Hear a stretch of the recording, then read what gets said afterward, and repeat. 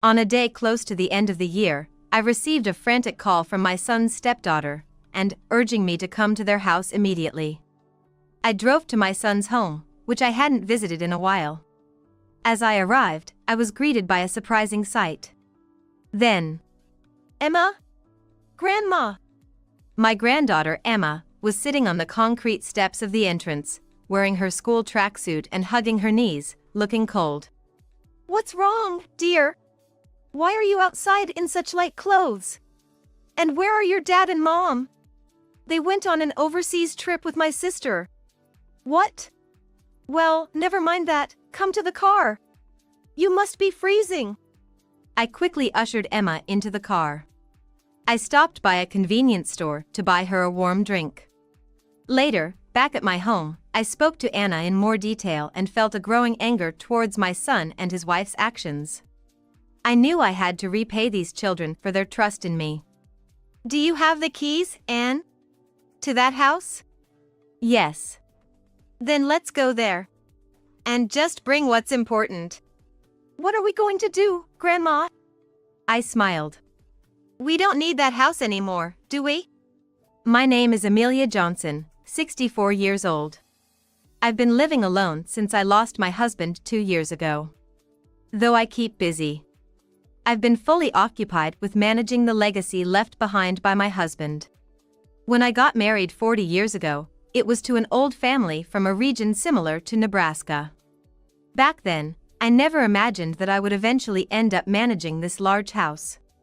I grew up within commuting distance to a city like New York. My husband and I were college classmates. And we got married right after graduation. I moved to an unfamiliar rural area, relying solely on my husband. I was shocked to see my husband, who had been just a regular student, suddenly treated as a local dignitary and heir. My mother-in-law trained me extensively to support my husband. What my mother-in-law said made sense in the context of the local customs, so although it was demanding, I was able to understand and manage to accept it. Thanks to that, even now with no one else around, I'm treated with a certain respect as the person managing this house and land. Back when I got married, there was a big trend of moving to urban cities like New York. So, moving to a rural area like Nebraska was seen as unusual. My mother-in-law trained me rigorously, probably to counteract the local gossip. And soon after our marriage, we had our first child. He was the heir, a son. Naturally, this pleased everyone, including my mother-in-law. However, after giving birth to him, my health deteriorated, leading to a less active marital life, and as a result, we only had one child. I've often regretted that in hindsight. But now, with my son married, my in-laws and husband passed away, I'm the one managing our home and land. I've been left with enough passive income to maintain the large house and live comfortably. Of course, maintaining it required some knowledge and the use of skilled people. Thanks to my mother-in-law's training and my habit of keeping up with reading since graduating college, I've managed it without being deceived by relatives or associates. Even at my age, there are new things to learn, but it keeps life interesting. There's one main reason I have to manage everything so diligently. That is, my husband willed all his assets to me. Why? It was because of our son, Michael's personality. Normally, the inheritance would be split between me and Michael. But my husband chose not to. My husband had been saying for years before he passed, "If I leave half to him now, he'll ruin everything. I want you to judge whether Michael changes." Those were my husband's last wishes. Michael, at that time, had just remarried. His wife of over 10 years, Grace, passed away from illness, and within 6 months, he married a woman he'd been seeing. My husband was visibly shocked by the reality of his seemingly successful son, which worsened his health. Michael had been an unproblematic heir until then, married and settled. I do feel that we may have spoiled him, being our only heir. I am too, but with the whole family. He did well academically, attending a decent high school and university within our state, similar to Nebraska. He could have aimed for a university in a big city like New York, but he chose to stay local. After graduating, he worked at a company owned by an acquaintance. And he married a girl from local. At this time, Michael started to say he wants to live an independent life in our own home. We built a house for the young couple on a piece of land we owned. Michael and his wife Grace were very happy together. However, after the birth of their daughter Emma, Grace's health deteriorated. The doctors declared that she couldn't have any more children. I remembered my own experience and did everything I could for Grace. Her mother visited often too. We arranged for a babysitter and housekeeper to help out. Grace's health seemed to recover for a while. But about 10 years later, cancer was discovered in her body. In hindsight, Grace was an incredibly patient woman. She probably thought she had caused enough worry with her health issues when they first got married. That's why she endured so much at this time. Unfortunately, when the cancer was discovered, it was already too late. As Emma clung to her, Grace passed away at a young age. I was deeply saddened for various reasons. I had come to think of Grace like a daughter. And I loved my granddaughter Emma. Losing her mother was heartbreaking. But there was another significant factor that weighed heavily on my heart. While Grace was receiving end-of-life care, Michael already had an affair. He hardly visited Grace during this time. After Grace passed away, Michael remarried in less than 6 months. His new wife, Sophia, turned out to be a woman from a club Michael used to visit. Shockingly, they had been together for over 5 years already at this time. In the diary Grace left for me, she wrote about the days Michael stopped coming home. Maybe she thought of using this as evidence for a divorce someday. Now that she's gone, we'll never know for sure. Sophia, 2 years older than Michael. She confidently moved into the house we had prepared, bringing her daughter Anne, who was 6 years older than Emma. Of course, I opposed this marriage. Michael betrayed Grace, had a long affair with a woman of the night, barely visited his sick wife, and then quickly remarried. I never imagined my son could be so callous. But Michael brazenly said, "Mom, I married this woman through a match you guys set up. Isn't that enough of a duty for me? Plus, she should also be blamed. She broke her health before even giving us a son to carry on the family name. What's the point of marrying her if she can't even maintain a normal marital life? A wife who can't be active in bed. I need to take care of my sexual urges, or it'll affect my work." I had always thought my son was cold towards Grace. But this was just cruel. I blamed myself. Where did I go wrong in raising Michael to be such a person? Did we spoil him because he was our only son? Well, my husband and I did. But so did everyone else because he was the only son of a distinguished family. But we taught him right from wrong when he was little. My visits to my son's house had been scarce for a while. Partly due to being busy after my husband's passing. We mostly saw each other on holidays like Thanksgiving, Christmas, and New Year's. But neglecting to visit was a mistake. It was a certain day towards the end of the year. Despite being December, the weather was erratic. One day was warm enough to sweat with a little movement, and the next, a cold wind would blow harshly. It was challenging for me, especially at my age. But it was still the end of the year. Busy as usual, dealing with various reports, when suddenly my cell phone rang. Who could it be? An unfamiliar number. But it was my personal phone. It should be limited to those who know the number. I decided to answer. "Excuse me, are you Emma's grandmother?" It was a young woman's voice. "Emma's?" "Yes, that's me." "Who's this?" "I'm sorry to call out of the blue. This is Anne." Sophia's daughter. Why would she be calling me? "I don't have much time, so I'll get straight to the point. Can you come to our house right away?" I wondered where she was calling from, as it sounded noisy in the background. "What? Why? I know it's hard to trust a call from me, but we don't have time. I'll explain later. Please." With that, and hung up. I felt like I'd been hit by a ton of bricks, but luckily, I had a bit of free time. As I stepped outside to rush to my car, a cold, dry wind brushed against my cheeks. Only then did I remember how much colder it was today compared to yesterday. I drove my car and parked it in the driveway of my son's house, a place I hadn't visited in a while. There were 2 cars in the 4-car space. Could Michael and his family be home? With that thought, I got out of the car and headed towards the entrance. And then, "Emma? Grandma!" I hurried over to her. Emma was sitting on the concrete steps of the entrance, wearing her school tracksuit and hugging her knees, looking cold. "What's wrong, dear? Why are you outside in such light clothes? And where are your dad and mom? They went on an overseas trip with my sister." "What?" I felt a sense of unease at her words. "Anyway, come to the car. You must be freezing."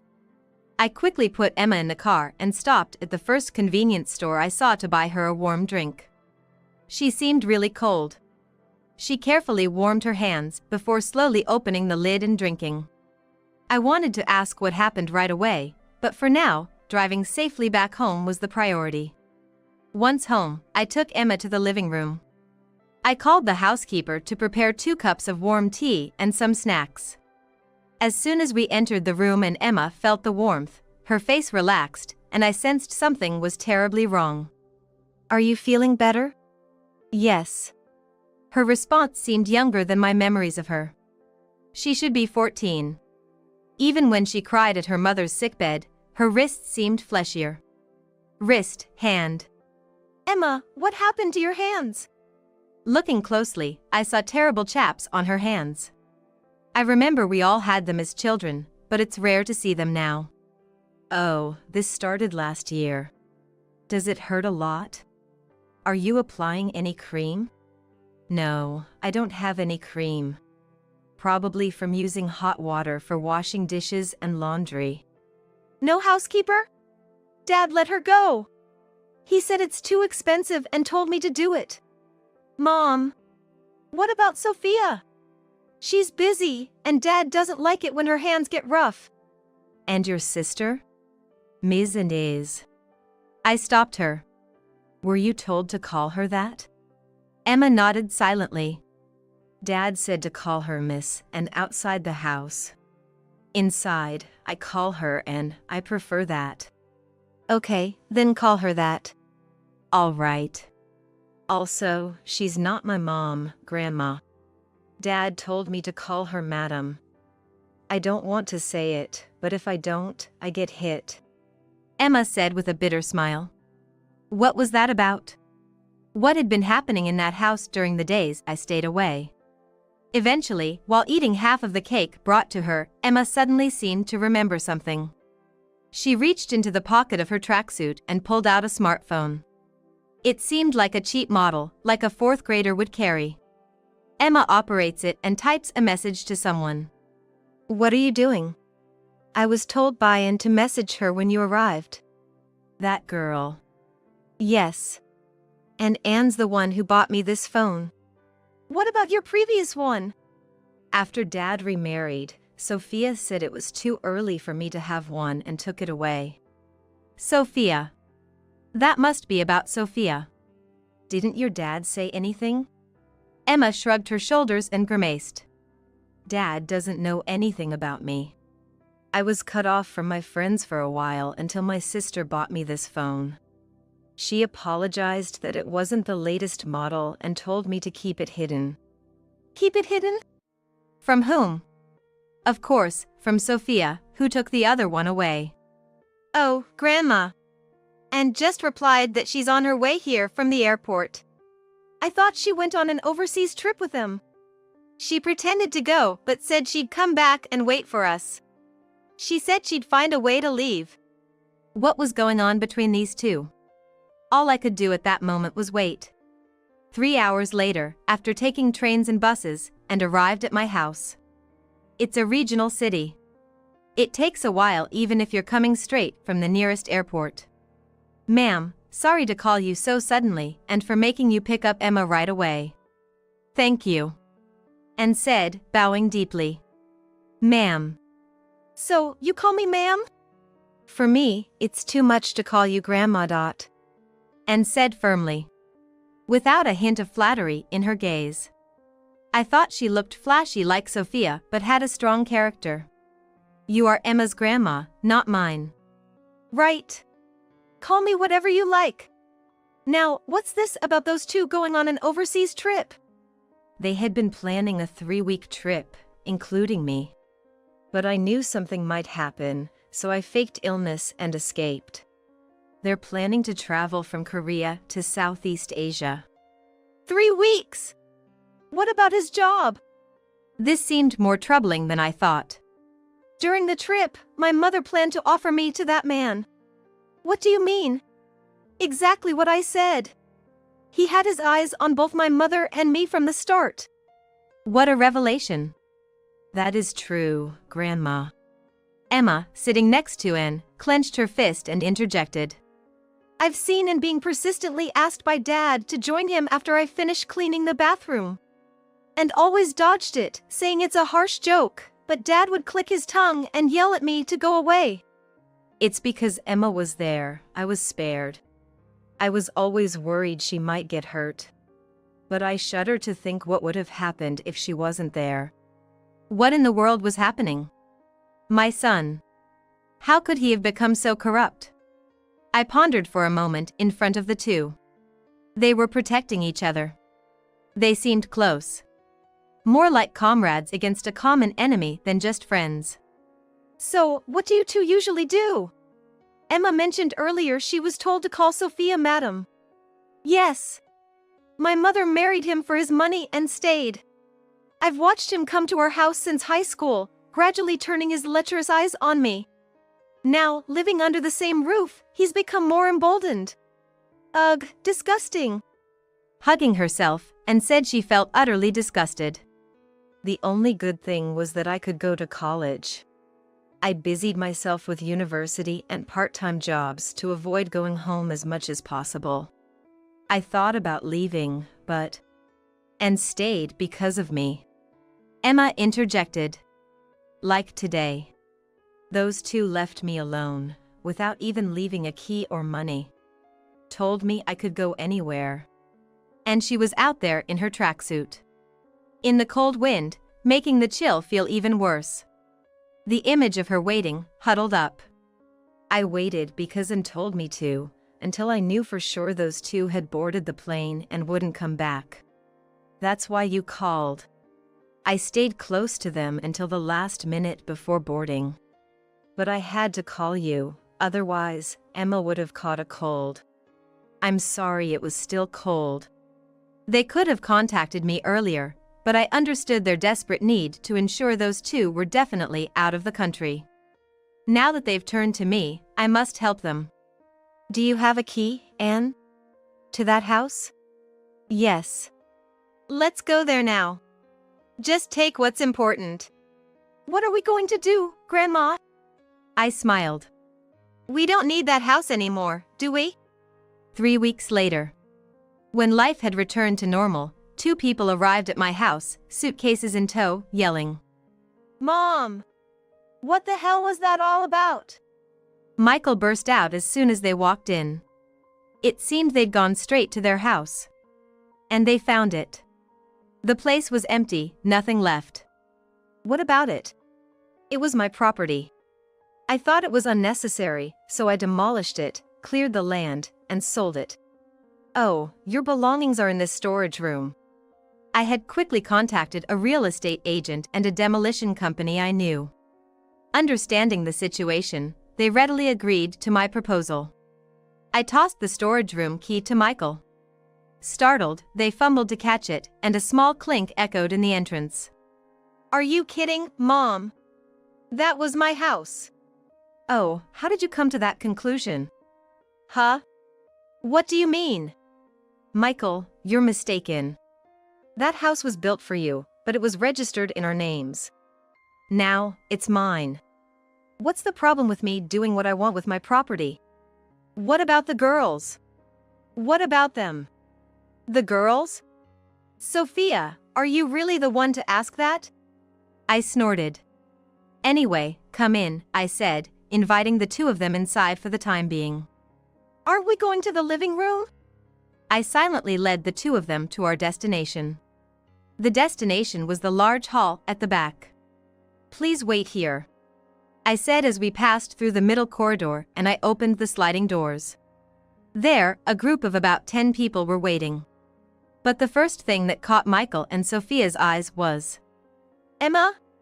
Anne? the two were sitting side by side at the top seat. My grandchildren were sitting side by side next to the seat where I was about to sit. Anne, why did you ignore my calls? Emma, you told Mom, didn't you? When did you get so cunning? Their faces red with anger, they tried to approach the granddaughters, but the household staff who were waiting held them back and made them sit opposite us. Still breathing heavily, Michael and Sophia seemed unaware of the people gathered around them. "Now that everyone's here," I announced, looking around at everyone. "Let's begin." "Please go ahead," I said. Thank you. Hello, Michael, welcome back from your long vacation. But I'm afraid there's no job for you anymore. Startled, Michael turned to his left. My boss. His immediate superior spoke with a calm voice but unsmiling eyes. Honestly, I never expected you to take a 3-week vacation just like that. I thought you would have stopped such bad habits by now. At the low, authoritative voice, Michael visibly flinched. He was always arrogant with subordinates but weak with superiors. It had been the same since he was a child. But you approved it until now. Michael, what do you think your value is to our company? If you don't know, let me tell you. Your value was being the heir of a prominent family in this town. Michael clenched his teeth. But it seems that it doesn't mean anything anymore. What do you mean? Then his boss turned to me. "Michael." I was looking him straight in the face. Their gaze shifted noticeably. "Today, I intended to publicly announce the contents of my will, which I recently wrote in the presence of your lawyer." A will? "Yes. I had to write it in advance, lest my estate end up in your hands, right?" Mom? "It's already securely stored. The content is simple. If something happens to me, all my inheritance will go to Emma." Michael's jaw dropped in shock. After a few seconds, I must have heard something strange. My ears might still be affected from the flight. "No, ma'am has said nothing unusual." Our family lawyer interjected. "The decision to exclude Michael from the inheritance was based on his abilities and spending habits at that time. I remember the previous owner's words clearly." That's right. I remember that now. Only now you remember? I shook my head in disbelief. Then the company's executive vice president continued. "As you can see, ma'am has decided to completely revoke your inheritance rights. This means there's no special treatment for you at our company anymore." That's impossible. The company valued the connection with a prominent family in this area, not your personal abilities. Now, what will happen next? The boss glanced at me. I nodded slightly. "Please proceed as you see fit." Thank you. Michael, the whole company knows you took a 3-week vacation just for a trip. The senior management plans to demote and reassign you. Be grateful if that's all that happens. Michael collapsed, as if all strength had left his body. That's absurd. Sophia leaned forward. If Emma is the heir, what about Anne? Isn't she different? Why would you think that? Isn't she officially Michael's daughter on the family registry? Isn't that why she's sitting next to you? Stop embarrassing yourself, Mom. And sharply cut in. Embarrassing? I'm not related by a single drop of blood to this family. How can a complete stranger think they have any rights here? Are you stupid? What did you say?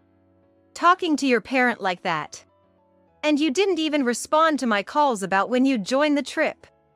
Yeah, I was looking forward to it. Michael added. Looking forward to it, huh? And then took out her phone. Excuse me, everyone. Could you listen to this? The room buzzed with whispers. Hey, Anne, how about joining me in the bath today? Sorry, I have work now. What? Can't you listen to your father? A dull thud sounded. Likely a washing machine being hit. Dad, stop! And doesn't want to. Shut up. A loud noise followed, then Emma's cry of pain. Emma! And you have work, right? Hurry up. Thank you. The sound of footsteps echoed lightly. The sound of a door opening and closing followed. It was clear that what the girls had told me was just a fraction of the whole story. What is this? That's Michael's voice, isn't it?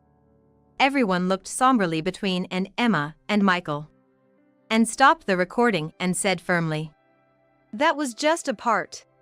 I always felt in danger.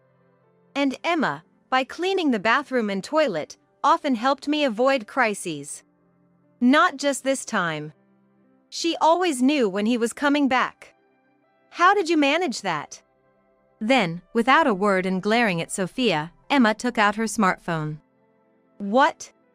I took that phone from you. You just said you took it, right? I asked. Nowadays, even elementary school kids need them. And you took it away from a middle schooler like Emma? Mom, it's part of her education, right? Exactly. She doesn't need the latest model. Then at least a basic one would suffice. Nowadays, kids need to message each other to hang out, and there are school notifications, right? Have you two even been receiving updates from her middle school properly? What? I'm busy. I don't have time for her school events. Busy with what? Anne chuckled. What's that supposed to mean, Anne? Mocking your parent like that. Your busy is still about deceiving men, isn't it? What? And Michael's gaze shifted to her. Mr. Lewis, please come in. And raised her voice. The sliding doors opened, and a man slightly younger than Michael and his wife, accompanied by another man in a suit, entered. Eh? Sophia's expression changed dramatically. Long time no see, Sophia. I never thought you'd be able to enter such a place. You caused me to lose everything. No, why are you here? Let me introduce everyone. This is Mr. Lewis, one of the victims Sophia swindled money from, and announced. Oh, and are there more victims? I asked Anne. Yes. She's always been playing men. This man suffered the most, even though he was the most decent. Mr. Lewis, please tell everyone about her. What exactly did Sophia do to you, Mr. Lewis? Marriage fraud and theft. He replied, causing a stir among those present. What are you talking about? You gave me that money willingly. I was led to believe we were going to start a business together. Mr. Lewis glared at Sophia straight on, his gaze filled with loathing. She asked for a cash deposit for a property we were interested in, so I withdrew all my savings and gave it to her. The next day, she disappeared. Do you have any proof? And operated her phone and played another audio clip. Let's go. Why so sudden? Got a hefty sum from Lewis, so let's head to another town. Bang. Sophia slammed the table. How could you record that? Of course, I've been preparing to bring you down to hell. How can you say that to your mother? Mother? The woman who hit me and starved me for saying men were making passes at me? Even this trip, you plan to hand me over to your husband. I'm your mother. I can do whatever I want. Yeah, child abuse isn't in your dictionary, is it? Then the man standing behind Mr. Lewis stood up. So, we need to hear more from you. He pulled out a police badge. Sophia gasped in shock and leaped back. Why are the police here? You're really foolish. Mr. Lewis is pressing charges for fraud and theft. Isn't that right? Yes, and contacted me to arrange this meeting. Sophia, you should give up already. I'll testify in detail about the fraud, theft, and child abuse against me. There are things I haven't even mentioned here. Emma swallowed audibly. That's why Anne was determined to not let Emma suffer the same fate. I'll testify about everything that was done to me. Oh, I hate to even remember, but if it'll put you behind bars, it'll be worth it. Anne's strength impressed me. My son turned out to be a despicable man, ensnared by a terrible woman, but meeting Anne was a blessing. Eventually, Michael and Sophia got divorced. It turned out that when the money ran out, so did their relationship. Michael and Sophia exchanged harsh words when they met at the police station. Sophia's extensive criminal activities were uncovered thanks to Anne's diligent collection of audio and photo evidence. Even the child abuse Anne endured was more horrific than expected, as the police informed me. Hearing this, I decided to do whatever I could for Anne.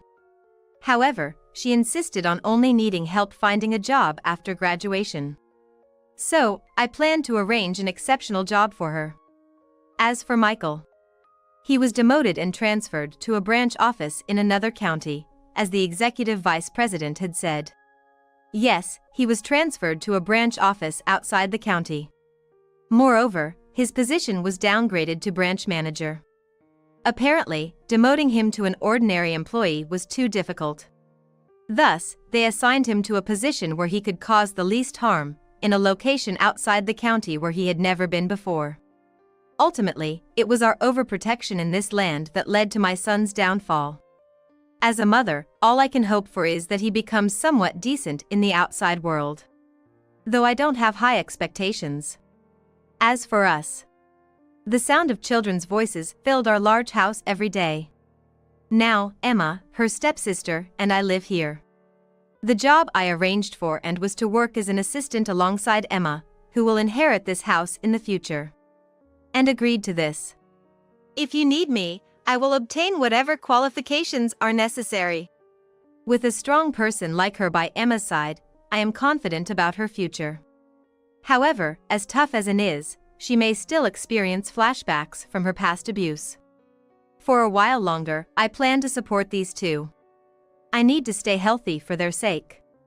The problem child of this house was difficult to let go of because he was my son. And then there was Sophia, who was like a parasite.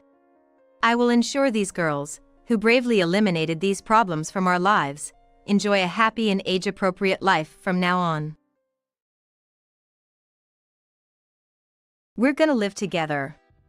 You, take the kid and leave. That's what happened when I, Iris, went back to our house to pick up something I had forgotten, after living at my parents' place since giving birth. I opened the bedroom door, where the closet was. And there they were, William and a young woman, Maria, cozied up together. William, what are you doing? You can see for yourself, can't you? So, you were cheating after all. It's not cheating. I'm living here with Maria now. Maria laughed beside him and chimed in. Seeing this, I no longer had any desire to mend our relationship. Unlike you, William is a high earner. We're going to live a luxurious life with his earnings. Got it. Well, he only makes $1,000 a month. I had almost forgotten my anger about William cheating during my pregnancy. Maybe I was too busy with childcare to remember. But I'm not someone who stays silent after being treated this way. The irony was that William didn't realize he had been living off of my support, and Maria believed he was a high earner. It was a situation ripe for criticism. But if they were that foolish, it would be easier for me. I decided to thoroughly corner them, as they were oblivious to reality. I'm Iris, 29 years old. I'm a graduate of a fashion school, working in design. William, 5 years younger than me, was still a student when we met. His part-time job was at a bar near my office, which we often used for company drinks, and that's how we got to know each other. To me, William was just one of the many bartenders. But he pursued me vigorously, and we started dating. At first, I was puzzled, wondering, why me? I'm 5 years older. But I was swayed by William's words, age doesn't matter.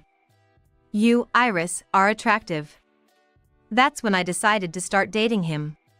Our relationship was refreshing. Maybe because he worked at a bar, he loved socializing in large groups. He often organized drinking parties and gatherings, taking me to various bars and restaurants. His friends were all bright, outgoing young people. I was worried I wouldn't fit in, but they welcomed me warmly. 2 years into our relationship, William started working full-time, and I turned 28, beginning to think about marriage. But he was still young, and I didn't want to pressure him.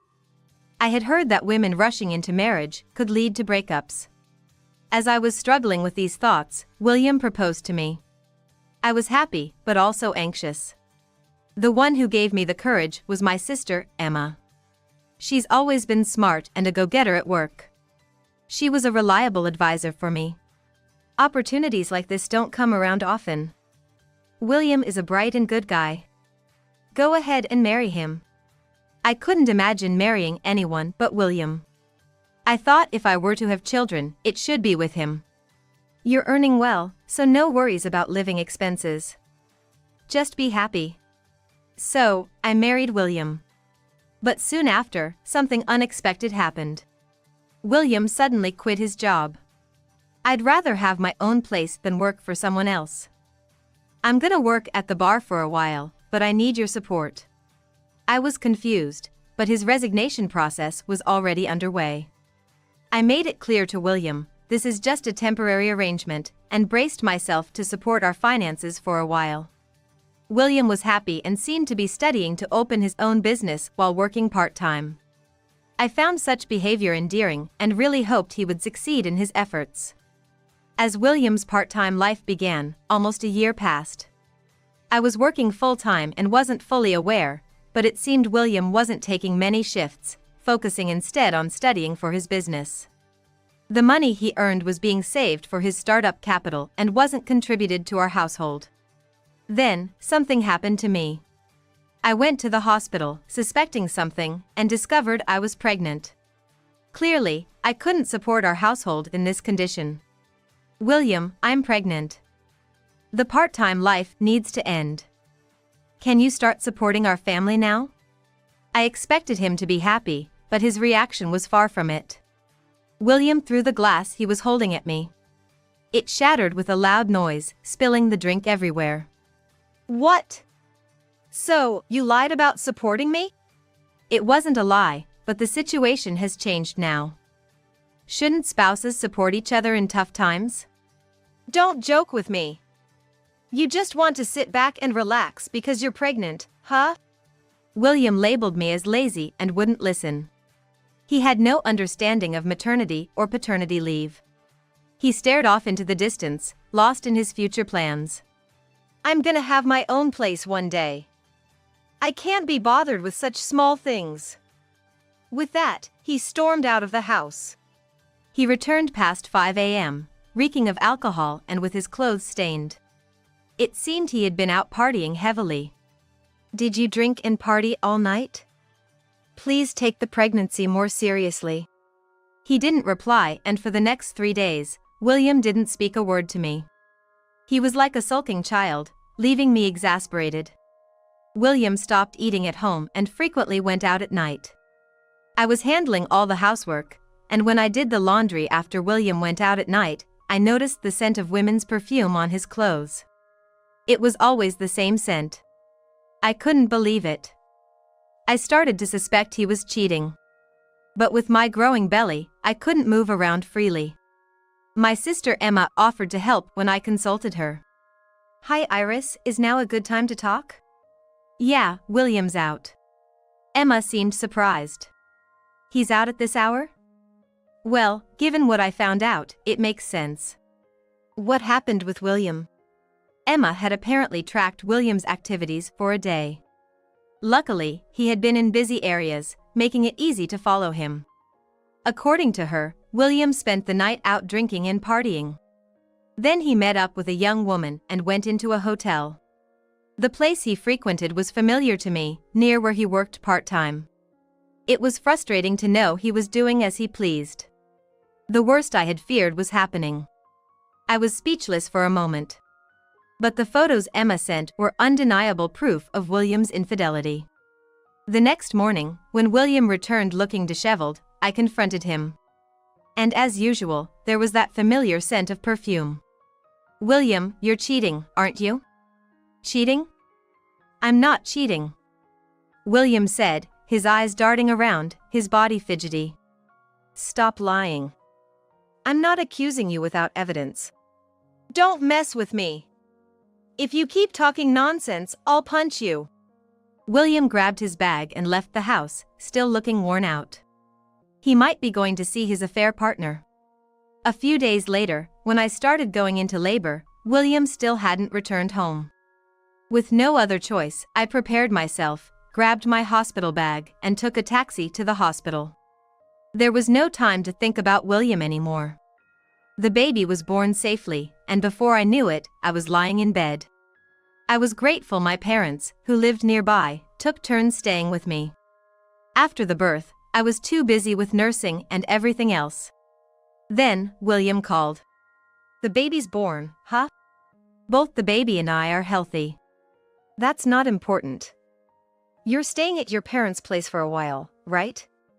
For how long?" "How long? Maybe 2 months." "Why?" I was puzzled, but William said, "It's none of your business," and abruptly hung up. I stayed at my parents' place after giving birth. William never came to see us. About a month later, as winter was approaching, I went back to our house to get a coat I had left in the closet. But when I opened the front door, I was struck by a strange sensation. The whole room was filled with the scent of women's perfume. Unmistakably, it was the same scent I'd noticed on William's clothes. The house was eerily quiet. I opened the bedroom door where the closet was. And there they were, William and a young woman, Maria, close together. She looked young, almost like a college student. "William, what are you doing?" "You can see, can't you?" "So, you were cheating after all." "It's not cheating. I'm living here with Maria now." Maria laughed beside him and added, "That's right, we're living together now. You, take the kid and leave." Seeing them like this, I had no desire to mend our relationship. "William is a high earner, unlike you. We're going to live a luxurious life with his earnings." "Got it. Well, he only makes $1,000 a month." Maria seemed clueless about William's income. But she started dreamily talking about their future life, completely out of touch with reality. Anyway, I was just a nuisance to them. If that's what they wanted, so be it. I quickly grabbed my coat, ready to leave. "Wait, take this with you." He handed me divorce papers, with every section but mine already filled out. I made my decision quickly. "I'll sign it right here." Saying so, I filled out the divorce papers on the spot and handed them back to William. "Here, this is it. Please send my remaining belongings later by courier." Yeah. Lucky me, it saves me the hassle. By then. Don't come back." As I closed the bedroom door, I heard their loud laughter behind me. I went back to my parents' house and told my sister Emma that I had gotten divorced. When I mentioned how I found William cuddling with another woman, Emma seemed utterly astounded. I actually found something out about William's infidelity. "What?" Emma recalled that while William was out partying at the bar, he mentioned a certain app. It sounded like a matching app but seemed more suspicious. I registered on it. "Sis, are you sure that's safe?" "I'm single, and there's no harm in just signing up. It's free for women." Emma investigated the app and found out that William had registered on it. She showed me his profile on her smartphone. His profile picture was a design I had created for work. Curiously, it seemed he was pretending to be a designer, using my career to appeal to women. He apparently used my background because it appealed to women. His listed income was also exaggerated. His profile is full of lies. Just listing things that would make women happy, probably looking for affairs. What a shallow man. I regretted not seeing through him before marriage. Just then, my phone beeped. It was a message from William. "I've already filed the divorce papers. We're strangers now. By the way, I also submitted my marriage registration with Maria. No need for you anymore. Following the message, he sent a selfie from the city hall with Maria. Emma frowned at the photo. What a terrible man. Iris, you did the right thing by leaving him. Yeah. Thinking of my child, my heart ached, but I decided to follow Emma's advice and quickly sort out my personal matters. A month later, busy with childcare and having forgotten about William, I received numerous calls from him. Answering, I heard his frantic voice. Hey! Weren't the rent and utilities supposed to be deducted from your account? I just got a notification that this month's payment hasn't been made. You're living your life now, right? I changed the withdrawal account for you. What have you done? Everything's in error, and I keep getting overdue notices. Certainly, William couldn't afford the same lifestyle on his income. But it was none of my concern anymore. We were strangers now, and I replied calmly. Yet, William seemed to have counted on my earnings even after our split. He had no intention of giving up the nice apartment rented under my financial support. You're being stingy with money. You're trying to trap me. I'm coming over with Maria to get some money from you. After the call, I asked my mom, a guest is coming, but no need to serve tea or anything. Meanwhile, my phone kept ringing. Must be William. How persistent. When I checked, there were messages from mutual friends of ours and William. Iris, how could you cheat and run off with the money? Stop being petty and apologize to William right away. I thought I could trust you. You're the worst. It seemed William had been spreading lies that suited him to our friends. Although it was out of frustration, it was still something that could not be excused. I showed my phone to my sister Emma, pondering how to reply when the doorbell rang. William and Maria had come to our parents' house. Reluctantly, I led them to the living room, where William sat back as if he owned the place. Maria leaned against him. Emma and I confronted them. So, how are you going to settle this? You're pretty bold for someone earning just $1,000 a month. Don't you dare say that here. Maria's face slightly changed color. William, what does that mean? I silently showed them William's pay stub. I used to keep them for tax calculations. This is your monthly income. No way, this is less than what a part-timer makes. He hardly took any shifts. Always said he was studying to start a business, but all I saw was him playing around. Out drinking at night, sleeping past noon. William started making excuses. This was just a one-time thing. I'll open my own place and make things easier. That's nice, but with this income, you can't even pay this month's rent. Weren't you a high-earning designer? Emma showed William's profile on her smartphone. This one, right? Yeah, we met on this app. This profile is all lies. What do you mean by that? Maria looked shocked. But these design sketches. Those are my creations. I showed Maria my sketchbook. Ah. I know this. And this too. So, you're the designer, Iris? Yes. William used my background to appeal to women. You were deceived. Pretending to be something you're not, that's the worst. I believed in you. Don't make stuff up. You're just trying to manipulate Maria. William was the one manipulating her. Such a thoughtless man, continuing lies that were bound to be discovered. He had pretended to rent the apartment on his own. And Maria, believing him, moved in with him. Being married to William was a stain on my life. Maria, you're married to him now, right? Good luck with this loser. Maria turned red and slapped William repeatedly, while he tried to fend her off. She's too naive, believes anything. Iris, if you keep this up, I'll sue for defamation. Naive. Really? You're serious? I've investigated your actions. There's a nightclub near where you two met. I went there again recently and saw Maria entering the club. What? Are you sure it wasn't a mistake? I recognized her coat from the photo you sent when you filed the marriage registration. A girl as flashy as her is hard to mistake. But William didn't seem to give up. Maria's profile said she worked at a clothing store. She's flashy because of her job. Stop being jealous, you old hag. So sorry for being an old hag. The club Maria entered has a terrible reputation. They pressure clients into expensive add-ons, basically a rip-off. Emma showed the club's review site. And there, unmistakably, was Maria's photo published on the site. No way. Sure, Maria is often not home at night, but I thought it was because her job kept her out late. Why don't you think back on what you've been doing to Maria? You've been lying as easily as you breathe, haven't you?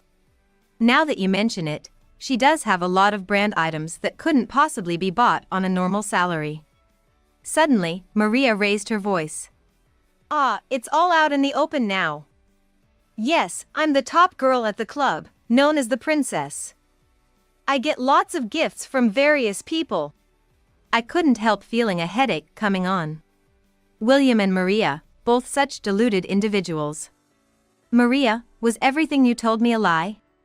It's the same for both of us.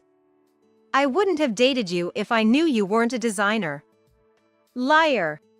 What I did, slightly exaggerating my background, is nothing serious. What you did is a betrayal to men. William seemed to insist that he wasn't in the wrong. Before I knew it, he and Maria were physically fighting. Their ridiculous argument was unbearable, and I intervened. You're both as bad as each other, a pair of liars. The only one who hasn't been lying is me. William turned his teary eyes to me. Iris, I was wrong. Can't we start over? You're married now, aren't you? That's out of the question. But William wasn't giving up. I'll leave her. You and I are meant to be together. Is such a convenient story even possible? I won't divorce you. I'll stay here until I find my next target. I'm divorcing you. I'll live peacefully with Iris. While playing with my phone, I commented indifferently. Who destroyed that peaceful life in the first place, I wonder? William and Maria continued their unsightly bickering. They seemed to be at an impasse, with William wanting a divorce and Maria wanting to maintain the status quo. After I placed my phone on the table and some time passed, William's phone started ringing non-stop. He checked the messages and turned pale. What the heck? All my friends are cutting ties with me? I had recorded the conversation and sent it to our mutual friends. They learned of William's misdeeds and turned against him. You're despicable for lying and involving your friends. Should I sue you for defamation? William bit his lip and fell silent. You did the right thing divorcing such a man, Iris. What are we going to do about him? Emma spoke almost gleefully. I'll make sure to get alimony and child support. Wait, I don't have that kind of money. That's fine. We might consider getting a lawyer involved. Hearing lawyer, William looked like he wanted to run. He must have realized he had no chance of winning with the evidence of his affair. I handed him a note with the bank details. You just want money, you dirty woman. I deserve alimony after getting involved with a man like you. How much more are you going to mess up my life? William grabbed his bag and started swinging it around. A vase on the table toppled over, turning the living room into a mess. Emma quickly pulled out her phone and made a call. Hello, is this the police? I'm currently being threatened by a man. Let me give you the address. It's... At the mention of the police, William and Maria turned pale. They quickly gathered their belongings and headed for the exit. I won't forgive what you've done. Don't think this is over. What a case of misplaced resentment. It was all self-inflicted trouble. Don't ever show your faces again, you lousy couple. I closed the front door before William and Maria could turn their backs. Emma, wasn't calling the police a bit too much? Emma showed me the black screen of her phone and stuck out her tongue. Was that just an act? Enough to shut those fools up. We high-fived and rejoiced together. For a while after William and Maria left, my phone wouldn't stop ringing. It was flooded with messages from friends saying, "Sorry for doubting you." At least the misunderstanding was cleared up. It seems like all of them have cut ties with William. He was always loose with money and often borrowed small amounts. Additionally, this recent mishap must have been the last straw. Now, William can no longer hang out with his friends. As for my divorce, it's already finalized. Alimony can be claimed even after divorce, so I decided to proceed as planned. William seems to be working hard, taking more part-time jobs. One day, I received a call from him. "Iris, help me. Maria won't leave the house. So you two didn't get divorced?" "I want to get divorced, but Maria apparently has nowhere else to go. No matter how much I ask, she just won't budge." It's the exact opposite of William, who didn't bother working and quickly left the house when I asked. "Weren't you two in love and got married? Why don't you try to make it work? I can't stand being with that liar anymore." Maria's brazen about it, openly using dating apps right in front of me. She dresses up and goes out at night, and she doesn't contribute financially to the household. I couldn't help but laugh. Maria's actions were unexpected, but it seems she's giving William a hard time. That's unfortunate. But remember, I put up with your similar treatment and even gave birth. Maybe it's time you tried a bit harder? But, Iris. Maria takes all the money I managed to save. Please help me. William's voice sounded whiny. Just hearing it filled me with a visceral disgust. I firmly refused his plea for help and hung up. I heard from mutual friends that William later got fired from his bar job. Unable to control his philandering ways, he hit on a regular customer.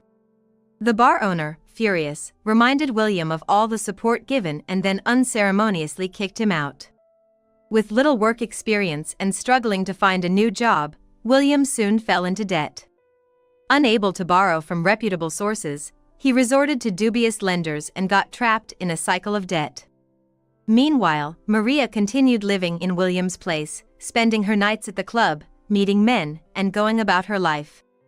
She apparently had no place to live and, spotting William who seemed well off, managed to marry him. Her lifestyle relies on depending on men. Now, she's desperately searching for a man with better prospects. No matter how much William tries to convince her, Maria refuses to leave the house, and their arguments seem endless. I, on the other hand, relentlessly pursued William for the $60,000 in alimony and child support. So far, he's been paying on time. Emma's bluff worked wonders, and our threats seemed to have an effect. William occasionally calls asking for help, but I ignore him completely. Compared to the pain I endured, his troubles seem trivial. With the support of my parents and Emma, I'm comfortably raising my child.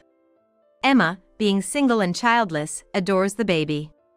My child is growing up healthy and strong. We spend precious, ordinary moments together, like singing along to TV shows or playing in the bath. I'm planning to return to work part-time and send my child to daycare next month. As for me, I really love my job. The thought of returning to work excites me. The company is very understanding and they say they will be considerate towards me, now that I have become a single mother. From now on, I want to cherish the things I love while embarking on a new journey in life. My name is Mia Nelson. I have a husband who's 4 years older than me, and I have a stepson. Although I'm not his biological mother, I've always considered him my own son. But suddenly, a tragedy struck. Harrison had an accident. While I was on a business trip, I received an unbelievable call from the hospital. My son had been hit by a truck that ran a red light and was rushed to the emergency room. He was hit while saving a little girl from getting run over. The light was completely red, and the driver appeared to have been dozing off.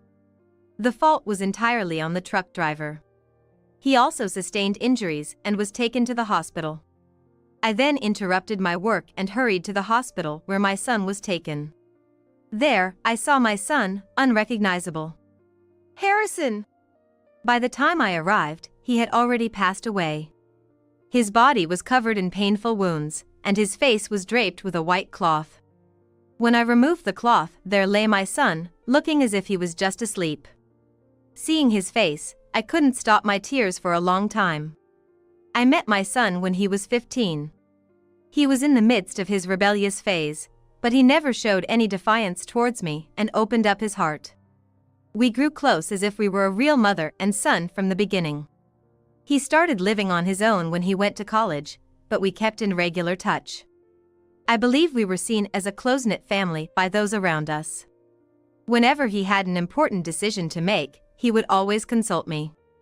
The memories of my son brought even more grief. In contrast to me, my daughter-in-law, Kelly, showed no signs of sadness. Kelly looked at me crying with a cold gaze.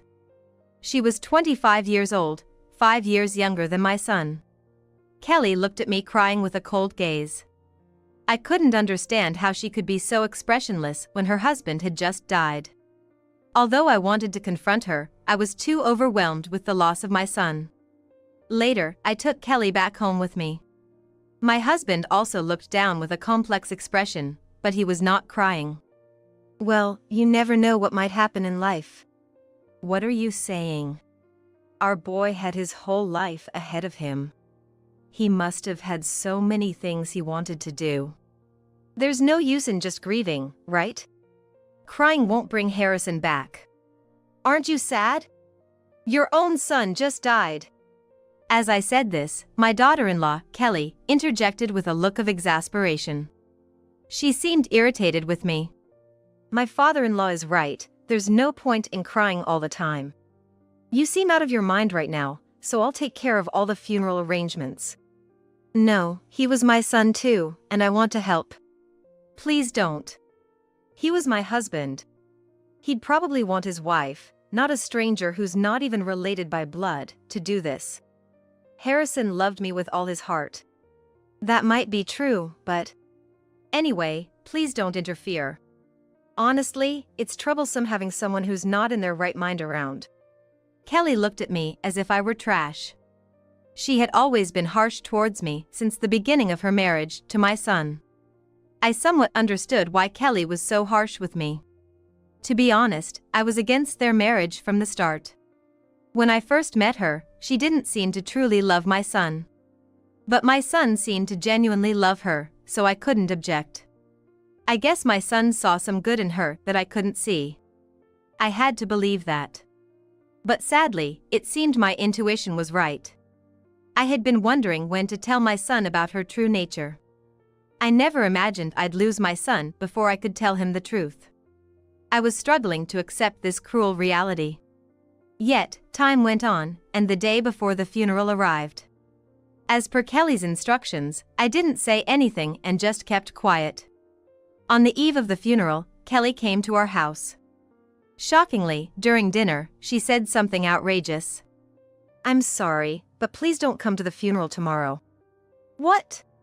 Strangers like you are not welcome. Stay away.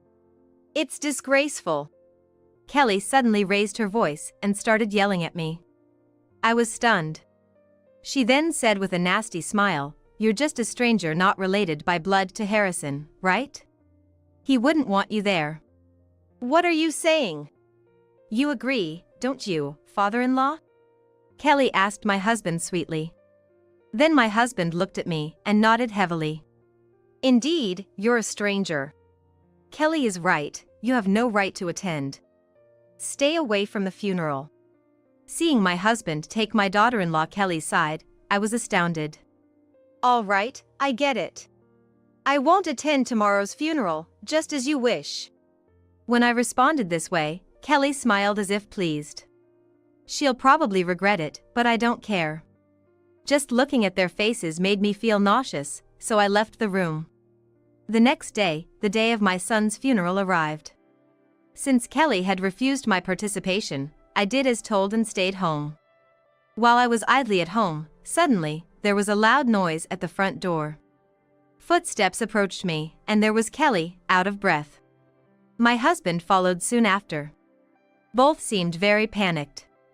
I had a pretty good idea why they came to me. As I silently observed them, Kelly spoke up. Hey! You know something, don't you? Isn't it rude to barge into my house and address me so informally? Shut up! Just explain what's going on. What are you talking about? No one has shown up for the funeral, even though it's time. The staff at the funeral home are troubled because they can't start with no attendees. You know something about this, don't you? Oh, that. It's obvious why no one's there. What the? Kelly's irritation grew as I casually replied. Of course, I knew why no attendees were coming. Seeing Kelly and my husband so flustered, I decided to tell them the truth. I asked our clients and employees to refrain from attending, as it's a family funeral. You're lying. We were expecting the company president and other executives today. Yeah. What are you doing, meddling in things? My husband joined in with complaints. He probably wanted to use the funeral to get cozy with the company president. He looked very frustrated. I decided to give my husband a dose of reality. You might have thought getting close to the president would improve your position, but that's not how it works. If you are a president or an executive yourself, maybe it would be different. But you're just a regular employee, aren't you? Were you thinking of getting noticed by a big company's president and working for them? Unfortunately, if you can't even make a mark in our company, there's no way other companies would take notice of you. Huh? Kelly was stunned as I revealed the truth. My husband, Arthur, standing next to her, turned incredibly pale. There was a reason for this. But before telling Kelly about Arthur's truth, I decided to explain why no relatives came. None of the relatives came because they all sided with me. I didn't want to lie to them, so I honestly told them about your true nature, Kelly. Wait a minute. What do you mean by my true nature? I'm just a young widow who lost her husband. A poor widow? Could you please spare me the nonsense? You didn't even seem sad when you learned about our son's death. In fact, you looked almost happy. What? Are you insulting me? I could sue you for defamation. Go ahead if you want to. I doubt you could even start a lawsuit. Kelly's face turned red, and she looked like she might hit me any moment. I knew Kelly's true nature and her plans. She thought she was hiding it, but I knew all along. You didn't marry my son because you loved him, you were after his money, weren't you? What? What are you talking about? I loved Harrison with all my heart. You don't have to bother with such transparent lies. You targeted Harrison thinking he would become the president of my company, right? Out of all the men you dated, Harrison must have had the best prospects. What are you saying? You're making it sound like I was cheating. That's defamation, right? Never mind that. You seem to be deceived by Arthur. You see, I'm the president of the company, not Arthur. No way, you, a woman, being the president? Impossible. If you think I'm lying, why don't you check our company's website? It clearly states that I'm the CEO. When I said that, Kelly took out her phone and started looking it up. She must have realized that what I was saying was true. She looked utterly shocked. Then she began to complain to Arthur. Hey! I thought Arthur was the president. What's this about? Have you been lying to me all this time? I can't believe this. I'm sorry. Arthur apologized in a small voice. Embarrassingly enough, Arthur had a crush on Kelly, who was much younger than him. I had known from the beginning of their marriage that Arthur saw Kelly as a woman.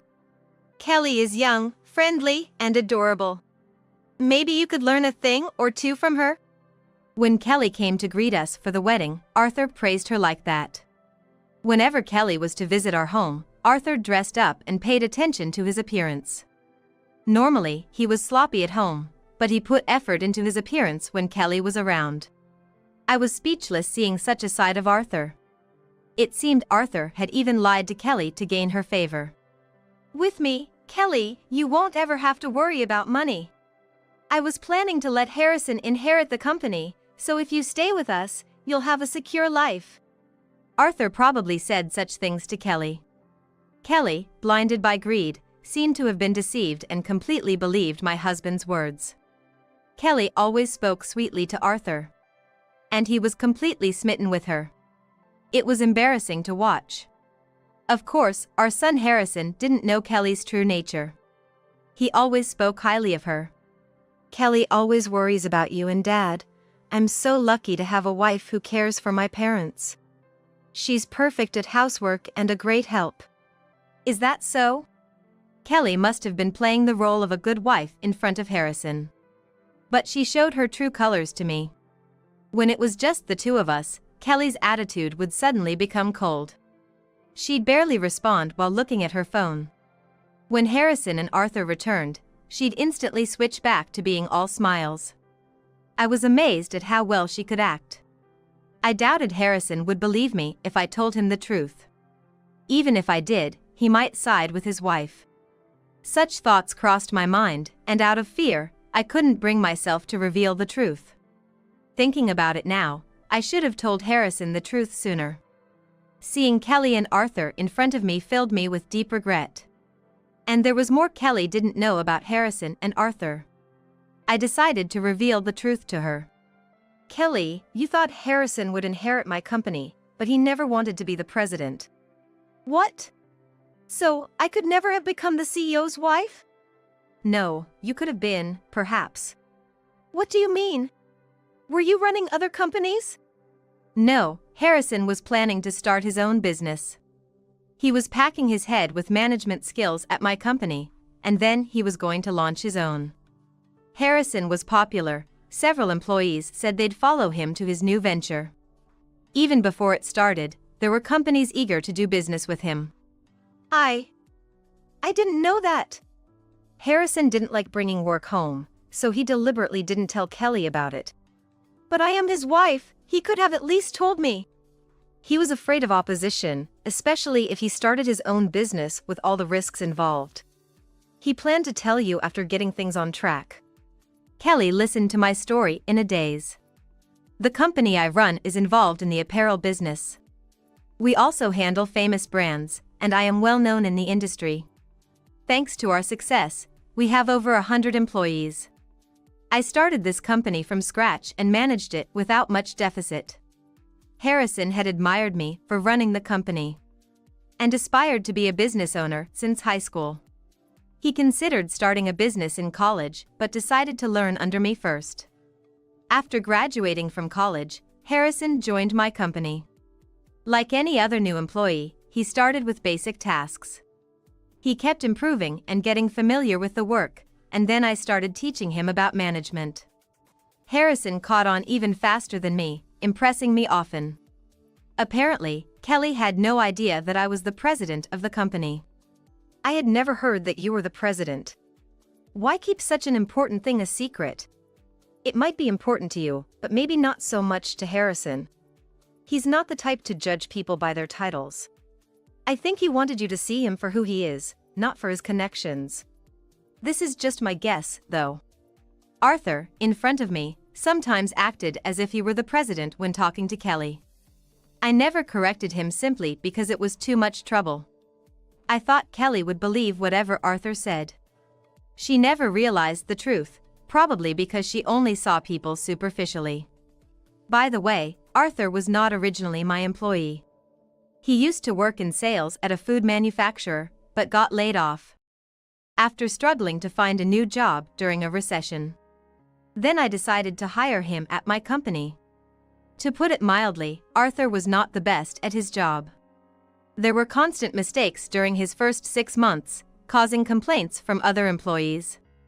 He's improved somewhat, but he's never been highly motivated and remains a regular employee. However, Kelly was under the impression that Arthur was a successful company president.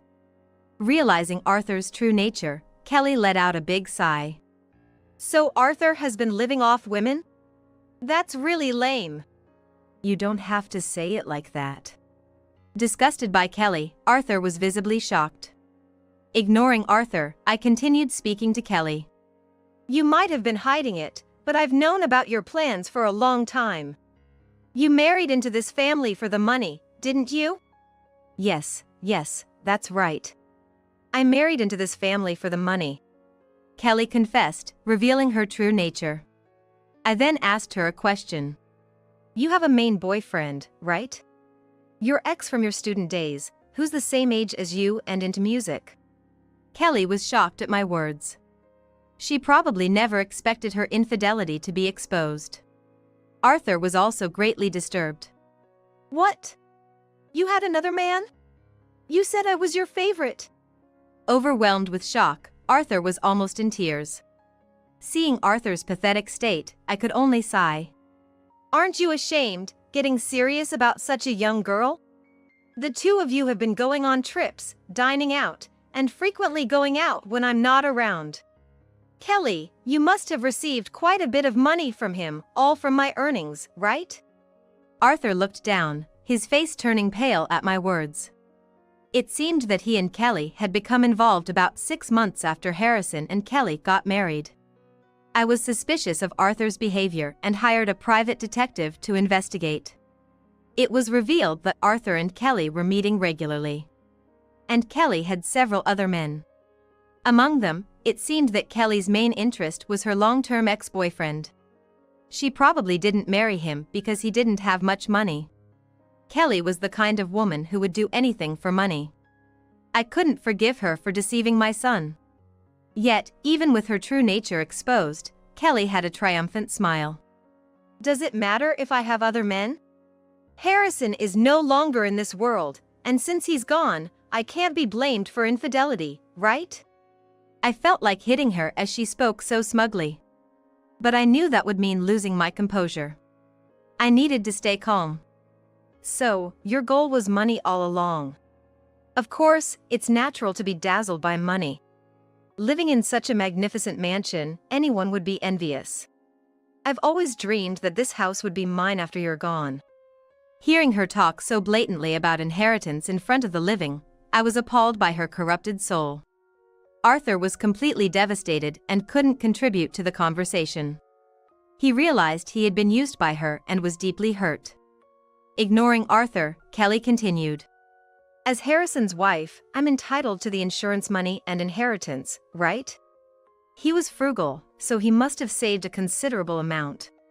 Even if you don't like it, I have the right to claim it. Of course, I'm not denying your rights, but I don't think Harrison left as much money as you expected.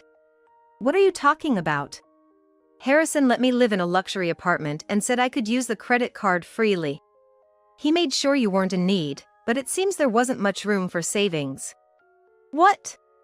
Did you take his money without telling me? I wouldn't do such a thing. Harrison was planning to use his own funds to start a business. I was willing to support him, but he refused.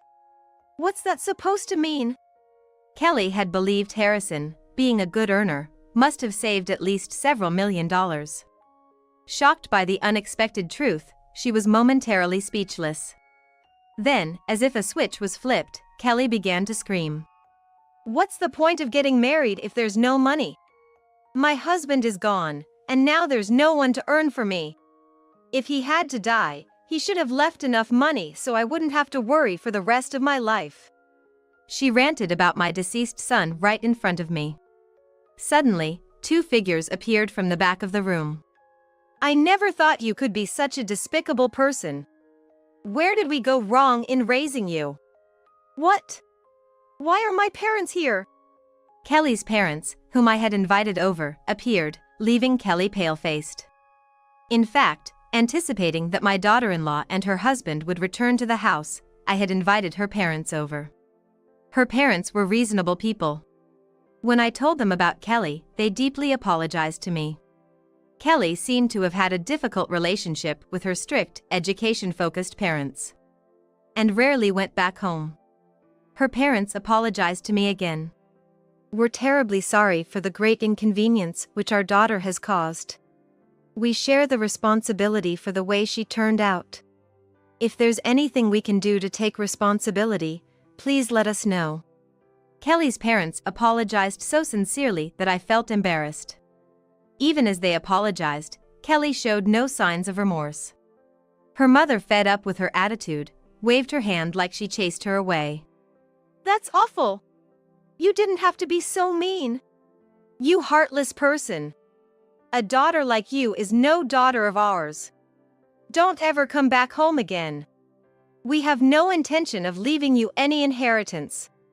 Kelly seemed somewhat taken aback as her mother sharply disowned her. She began to cry quietly. Ignoring her, I turned to Arthur. We're getting a divorce.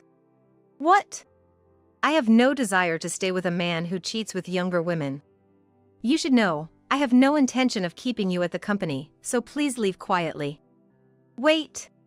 How am I supposed to live now? I don't know. Maybe you should find some part-time work. Then Arthur made a foolish suggestion to the crying Kelly. You've lost Harrison and are alone now, too. Why don't we live together? We can survive on Harrison's insurance money for a while. I think we can make it if it's just the two of us. What? Why should I live with a useless old man like you, who has no money and has been dumped by his wife? You're worthless to me without money. Rejected by Kelly, Arthur began to cry. Why don't you go back to the funeral home? The staff must be having a hard time. But there's no one there. It's the funeral you arranged, right? Just go back. Kelly's parents said sternly, and she left the house with heavy steps. Naturally, with no one else attending, the funeral was cancelled. Kelly was billed for the entire cost of the last-minute cancellation. It was a considerable amount due to the lavish funeral she had planned. Unable to pay, her parents had to cover the expenses.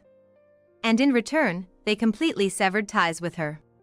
The biggest inconvenience was probably caused to the funeral home staff.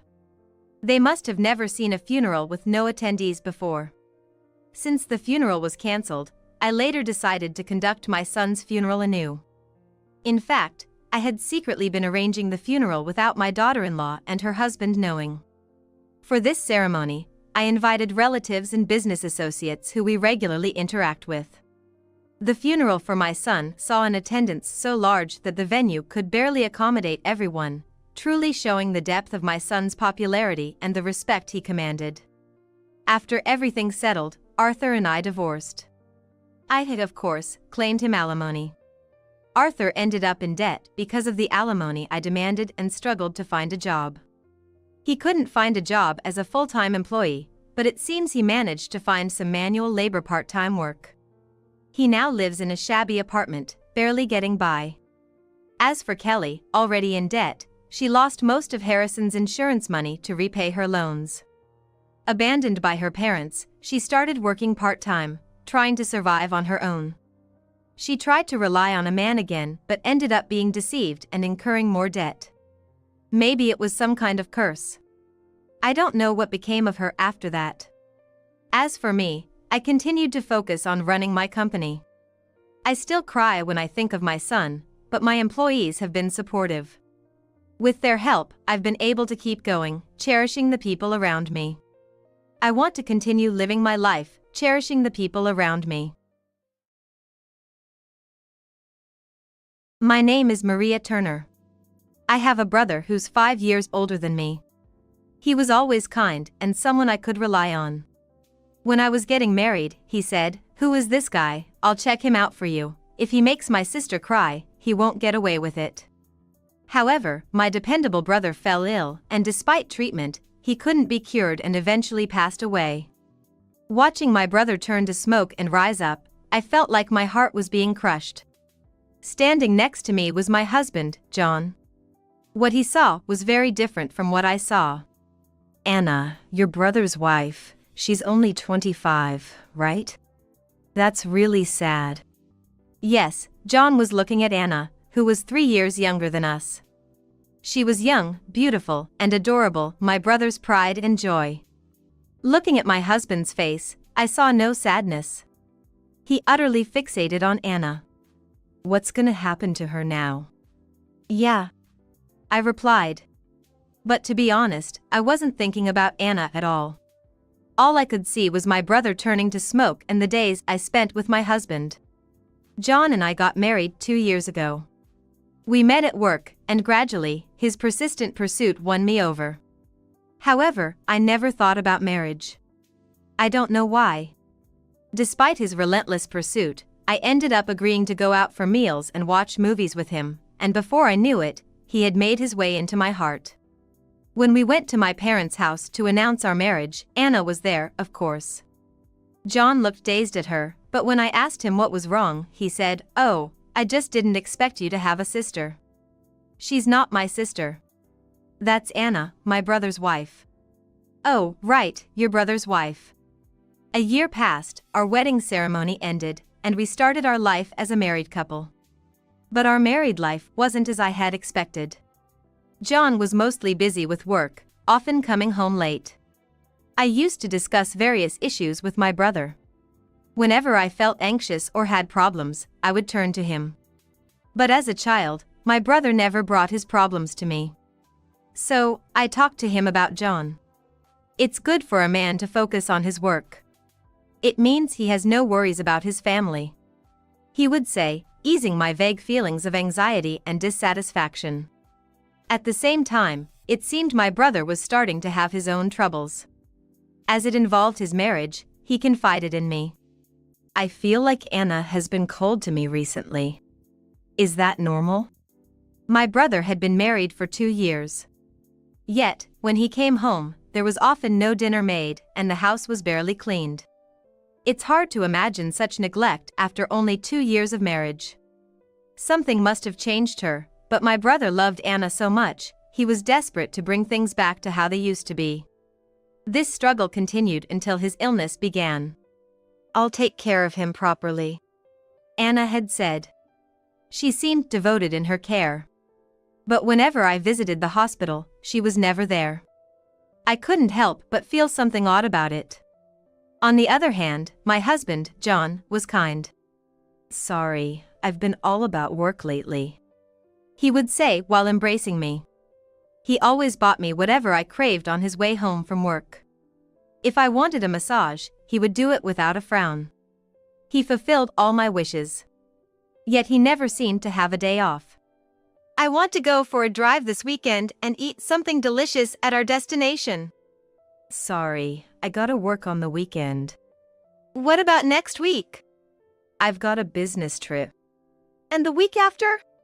"There's a golf meeting with clients." It sounded ridiculous, but that's what he said. "Well, can't be helped then. Work hard, okay?" I'd respond, feeling disappointed. He'd just hug me gently and tell me to go out with my friends. I started to wonder if he was really working all the time. Could he be cheating? They say some people become overly kind when they're unfaithful. "So, is he cheating?" I thought. But I found no proof. I considered checking his phone, but it was always locked. Moreover, around that time, John seemed to be in frequent contact with Anna. "You've been talking to Anna a lot recently, haven't you?" "Yeah. With your brother being sick and all, she's got a lot of worries," he replied. "She could talk to me, her sister-in-law." "That's not possible. You can't just discuss your inner thoughts with your in-laws, can you?" "Why not?" "It's not something you can easily talk about within a marriage, right?" "So, are you talking bad about my brother then?"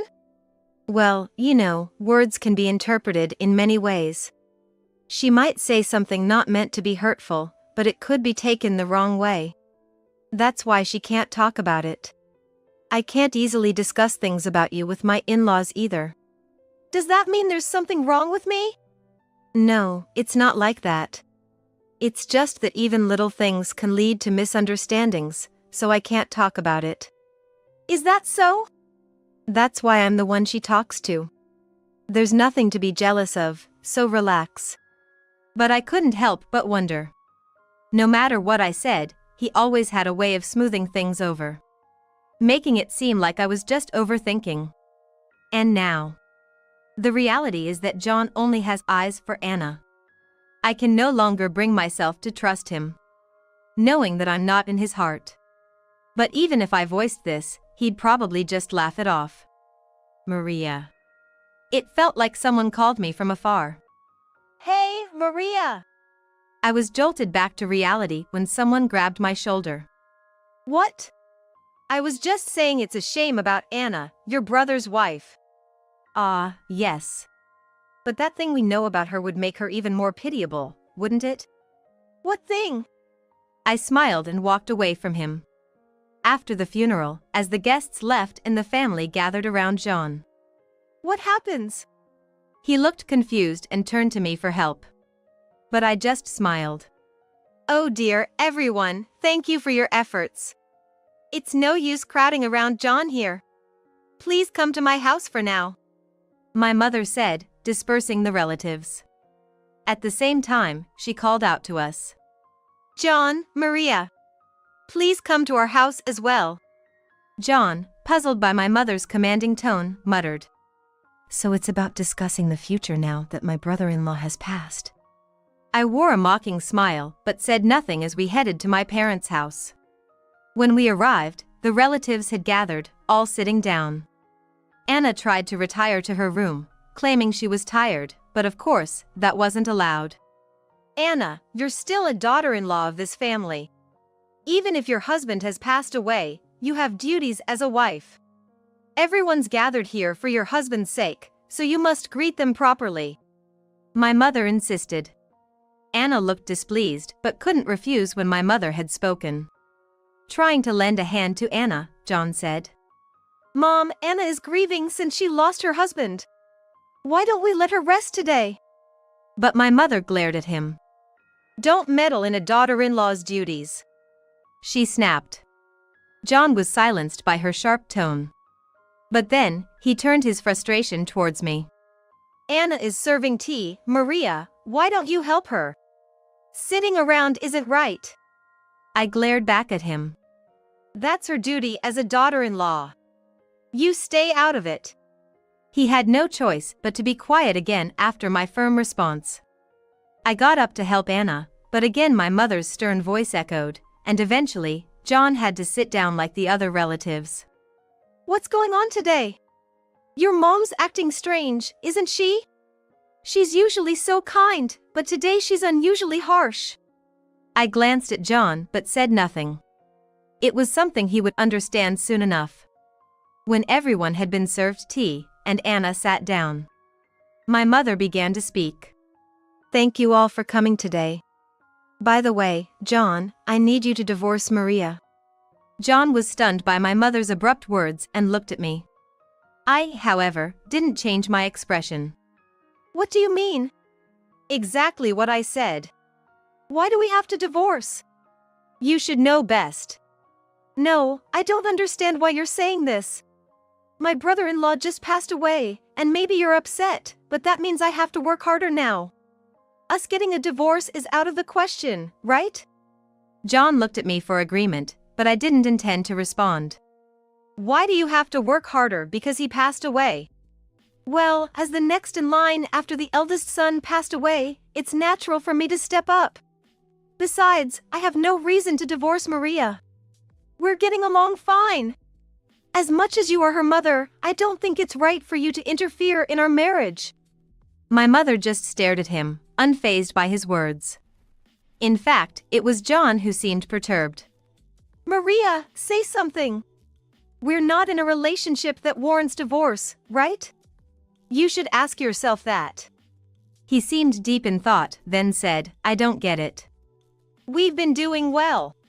Saying something like this all of a sudden is just unreasonable. Saying we should divorce because my brother-in-law passed away, if that's the reason, it's just ridiculous.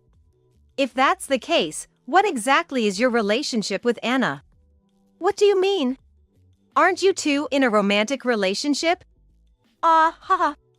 He laughed dryly. I sighed and shook my head. What are you saying? That's a misunderstanding. Me and my sister-in-law, in a romantic relationship? That's a terrible misunderstanding. Is that so? I don't think it's a misunderstanding. Why would you say that? It's impossible. I would never get involved with my brother-in-law's wife. That's just awful, Mom. John protested, his words sounding insincere. I don't know why you'd think such a thing, but that's unfair to Anna. It's because of Anna's suspicious behavior that we're having this conversation. Anna's behavior? My son seemed troubled before his passing. He said Anna had become cold. He didn't tell me, but he talked to Maria about it. After he fell ill, Anna said she would take care of him, so I left it to her. But whenever Maria visited, Anna was never there. She'd leave right after visiting hours ended, not coming back until the next day. She'd come only to bring clothes, then leave right away. That's not true. She was taking good care of him. I talked to the nurses and even confirmed with my son.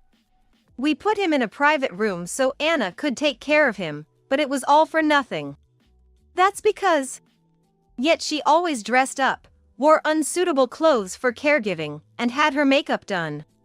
It seemed more like the hospital was a side trip for her, perhaps for another purpose. In other words, an affair. An affair? That's not true. John denied. Who else could the other person be, if not you, John?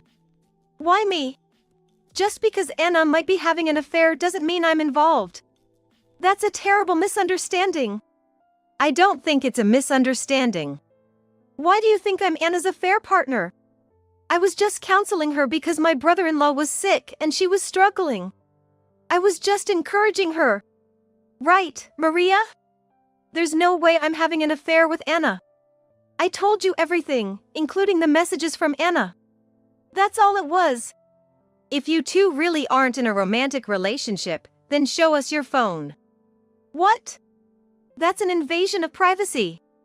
John exclaimed, suddenly looking down, managing to utter only that response. We're not asking to see your other conversations, just the ones with Anna. And your photo folder. That's... Anna, please show us your phone too. If you have nothing to hide, you can show us, right? Anna looked up at John. Her eyes seemingly asking, what should I do? Seeing their reaction, my mother smirked, seems like neither of you can show us. No, it's not like that. It's just that there are some sensitive conversations and photos that aren't appropriate to show others. John stammered. That might be true for strangers, but we're family. There shouldn't be anything you can't show us unless you're hiding something. My mother countered. But that's... If you still can't show us, then it's as good as admitting to an affair, right? Looks like a divorce is the only option. That's going too far. Enough, just get a divorce. We don't want someone who cheats as part of our family. My mother said and went into her room. Feeling uncomfortable with John, without even looking at Anna, pulled me and we headed back to our house. But once home, John confronted me. What's gotten into your mom? Why did she suddenly say we should get a divorce? I don't know, maybe she had her reasons. What reasons? That I'm having an affair? Do you want to divorce me? Now, what do you think? My mom says that, so isn't that the best option? Marriage isn't about your mother, is it? It's about us. Yet, why is she suggesting we break up? We were doing just fine. Now that my older brother has passed away, I have to take over the family business, and if I divorce you, I won't be able to do that. Yes, the reason my husband refuses to divorce me lies there. In fact, my family owns a company. When my father was alive, he was the president, and my mother was the vice president. So, after my father passed away, my mother became the president, and my brother became the vice president. Now that my brother has passed away, my husband automatically assumes he's next in line for the vice president position. But if he divorces me, that position will be out of reach. That's why he must stop the divorce at all costs. For his own future. That's what he's thinking. If I'm not here, who's going to take over that company? If I'm not here, the company will go under. So, even for the sake of the company, divorce should be prevented. Hey, if you're not cheating, you don't need to be so desperate, do you? Oh, Are you cheating or not? Eventually, it'll become clear, won't it? Oh, ha ha ha. You're right.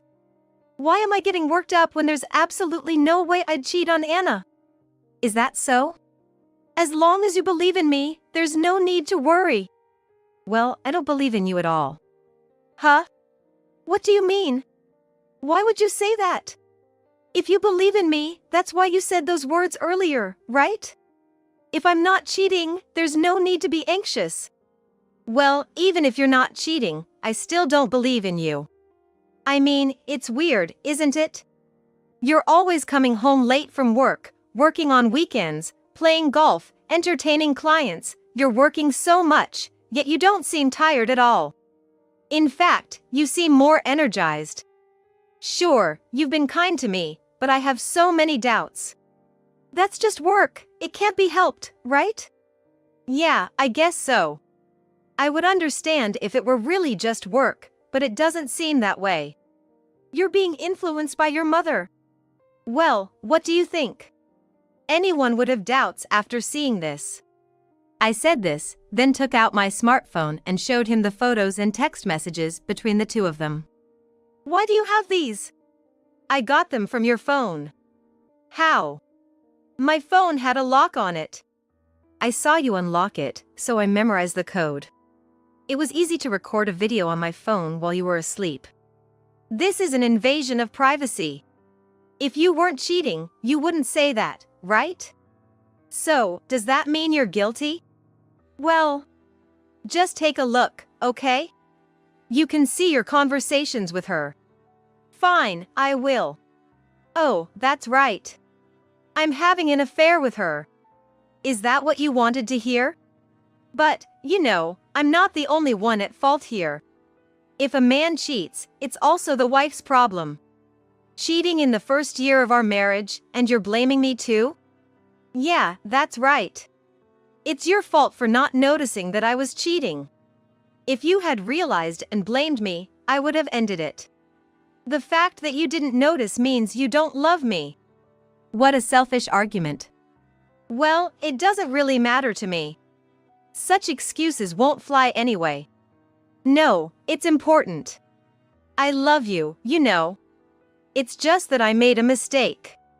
It's all because Anna came onto me. Now you're blaming it on Anna? That woman is a femme fatale. So, you're saying it's not your fault because she came onto you, not the other way around? And that's why you think we don't need to divorce? Yes, exactly. I love you, after all. I see. I responded, placing a conduct investigation report in front of him. What's this? It's your conduct investigation report. Why do you have something like this? Because I had you investigated. Why would you do that? You were next in line to be the vice president after my brother fell ill. Conducting an investigation is only natural, isn't it? Oh.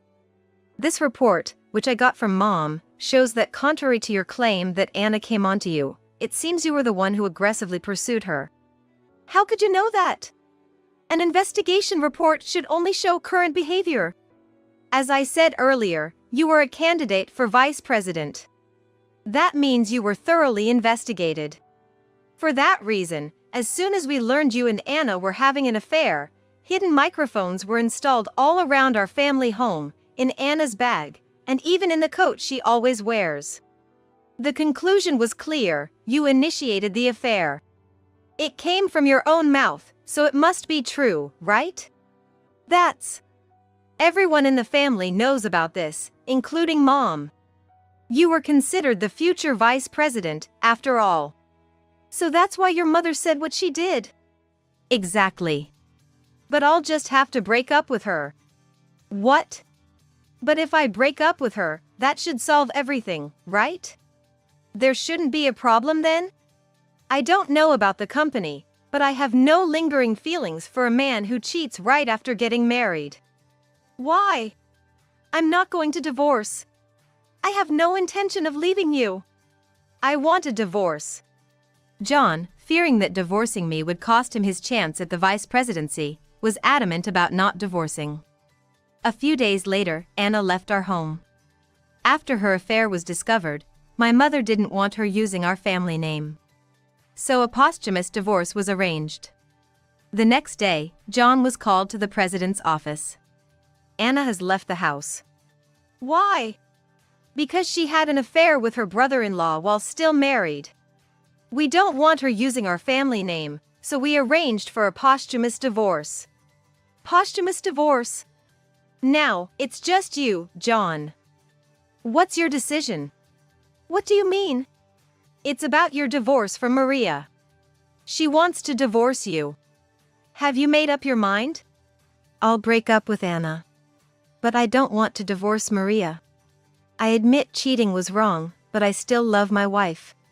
So, you have no intention of getting a divorce? Yes, that's correct. My mother was staring intently at John, who defiantly stared back at her. I understand. My mother finally said, and told John he could leave. Believing he had secured a victory, John left the president's office with a big smile on his face. However, when he returned home, he found that I wasn't there. Panicked, he contacted me. Maria, where are you?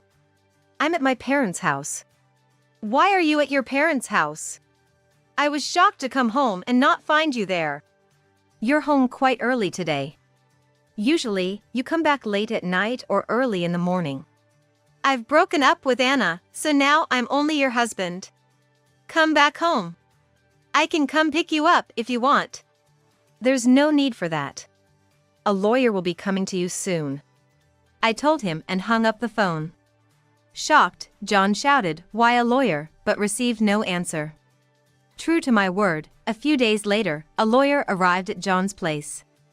I'm not getting a divorce, John declared when presented with the divorce papers. So, you're saying you absolutely refuse to get a divorce? Of course. A one-time affair is something any couple could experience.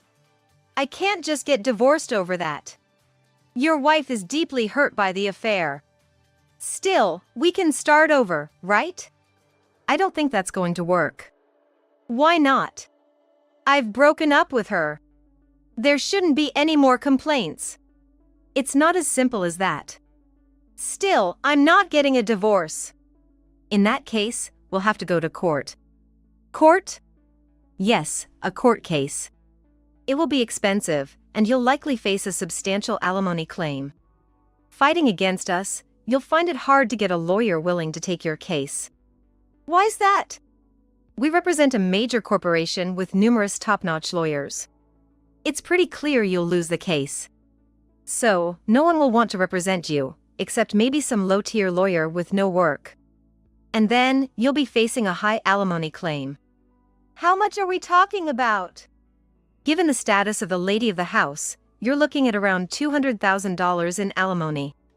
But if you agree to the divorce now, we can keep it around $100,000 and not report it to the president. $200,000 and $100,000? Yes. But I'm going to be the vice president. As it stands, you becoming the vice president is unlikely. The board of directors and the president know about your affair.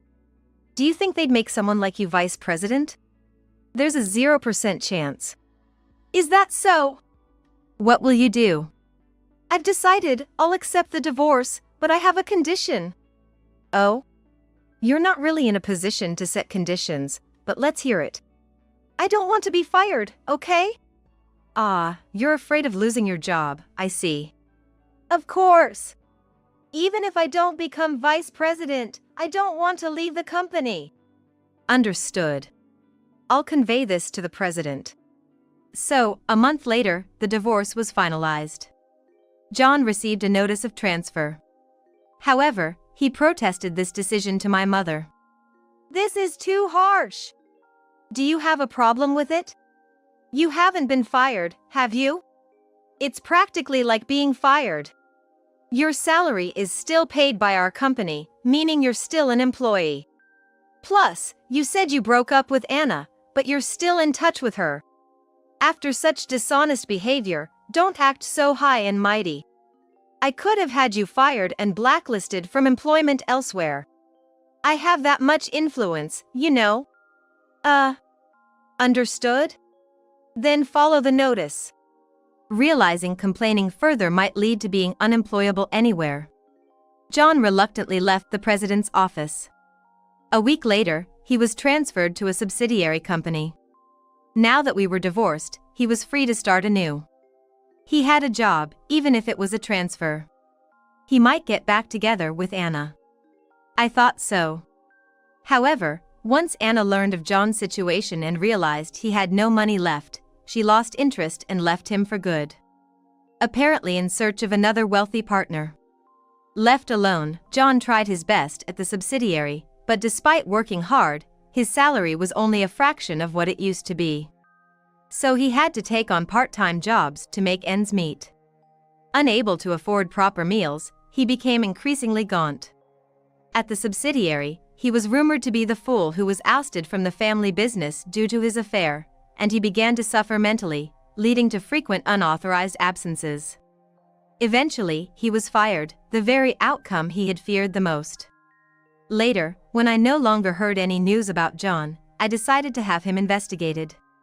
The investigation revealed that he was not working anymore and spent his days aimlessly inside his room. It seemed unlikely that he would ever find love or employment again. Betraying his wife and engaging in an affair in the first year of marriage led to such a downfall. As for me, I returned to my family home and lived a peaceful life. Gone were the days of feeling anxious about the actions of a loved one. This calm and stable life made me feel genuinely happy, a stark contrast to my past. My name is Helena Turner, and I'm 30 years old. My mother is a jewelry designer, so I manage her store, Jewelry Palace. My husband, John, is 32 years old. He's set to be the next president of our family-run company, Turner Corporation. John and I have completely opposite personalities. But we mesh well together, and have never fought once in our 5 years of marriage. We started fertility treatments 2 years ago. John's company is run by his father and his 2 uncles, but John is the only male heir. John's presidency seems likely to happen sooner than we thought. The expectation turned towards me to bear an heir. One day, I was contacted by a woman claiming to be John's mistress, Wilma. She suddenly declared that she was pregnant with John's child. I'm going to inherit both John's genes and his fortune, she boasted. I coolly replied. Then you'll be inheriting his AIDS too, huh? What? She was momentarily speechless, but then said, I've known about John having AIDS for a while now. This was an unexpected turn. It seemed like a game of wits was about to begin. How do you know about John's AIDS? Did he tell you? That's impossible. I know everything about John. We've been together for about a year. I'm carrying the baby he's longed for, which means I'm the winner now. The Turner Corporation is a family business, meant to be passed down to blood relatives. He's going to be the young president. His duty doesn't end there. He should have a male heir to continue his legacy. You've had a hard time with the fertility treatments for 2 years, Helena. I've heard it's tough mentally and physically. But that's all in the past now. I'm going to give birth to John's child and be recognized as the rightful successor. Fine by me. But we'll be doing a DNA test. If it turns out to be John's child, I'll step aside. I married John with full awareness of these conditions, including the need to have a child. If your baby is really John's, I'll have to reconsider my position. So, let's do the DNA test and prove it. I'm actually relieved that a child is on the way. Oh, how embarrassing for you. Trying so hard for 5 years and getting nowhere. It's finally my time. I've become the woman needed by the Turner family. So, you'll be divorcing John, right? Your role is over now. Just leave him and the house. Hearing Wilma's voice for the first time, I could tell she was in her mid-20s, but she lacked intelligence in her speech. I couldn't believe John would fall for someone like her. But if John has AIDS, won't it affect the child? We need to do thorough testing, including for that. As you know, John is in line to become the next president. If you're going to have a successor, it needs to be healthy. John's parents will insist on exhaustive tests. Have you checked if you're infected with AIDS? Well, you're really optimistic and mentally strong. Normally, when a husband's mistress suddenly shows up and says she's pregnant with his child, most wives would get furious. But you're not even flustered. Did you know about me? If John could live so carefree without getting flustered in front of you, then I gotta say, I see him in a new light. Honestly, I had a hunch that John had a mistress. After hearing John had AIDS, I thought it was a one-time thing from a fling. In our family environment, where getting flustered doesn't cut it, I tried to convince myself it was okay for him to have a mistress or two. Since he got a mistress, John seemed unsettled and constantly trying to please me. So, you don't really love John, do you? I heard from him it was a marriage of convenience. Otherwise, why would someone as outgoing as you marry him? John's a quiet man who spends his free time reading. I can't imagine you two building a comfortable home together. Our marriage did start off like a formal arrangement. John, shy and earnest, was more intriguing to me than any other man I'd met. Our marriage wasn't just for the sake of our families, though it was beneficial for both. But John and I proudly say it's a love marriage. Do you want to hear something interesting? Oh, but this might hurt you. Still, you have the right to hear John's true feelings. Ready? Regardless of my response, you're going to tell me anyway, aren't you? Are you ready for this? Are you prepared to hear it? Wilma teased, then started playing a recording of John. Helena is from a different world than mine. She should be with a man who takes her to parties or rides around in fancy convertibles. Someone sociable and charismatic. Not a boring guy like me who spends nights reading in a corner. I always wonder why a bright and glamorous woman like Helena would date a loner like me. I always feel inferior. Always trying to gauge her mood. Not that Helena is always in a bad mood. She smiles and greets me every morning. But seeing her smile, I sometimes think this is all a dream. Even after 5 years of marriage, I still get nervous around her. Walking outside or entering a restaurant, I feel like everyone's staring at Helena and wondering who the unremarkable guy next to her is. I guess it was just a coincidence that she was single at that time, and she settled for a marriage arranged by her parents. I had no idea John felt that way. I love watching him read. And I try not to disturb him. It must have been hard for him, living like that. I can't blame him for seeking comfort in a slightly offbeat woman like Wilma. See? Living in fear of you, how could he be happy? It's only natural he'd find a mistress. You have no right to complain. I just met you today, but I'd like to know more about you, especially since you're carrying the heir to the company. Upon my request, Wilma began talking about how she met John. It'll be due back in a week. Wilma worked at a library John frequented. He found peace surrounded by books. You're always here at this time, aren't you? Wilma casually struck up a conversation. You're not employed? I'm just taking a long lunch break. This led to daily greetings between the two. I was surprised. To think that a patron is the future president of a major advertising agency. Huh? How did you know that? Your name is on the library card, right? You always dress well, wearing expensive suits and shoes. So, I did a little online search and found your company's website. Despite your quiet demeanor, you're going to be the president. You must be really competent. That's very attractive in a man. Well. John blushed, unaccustomed to such compliments. Your ties always look stylish too, right? Branded but not too flashy.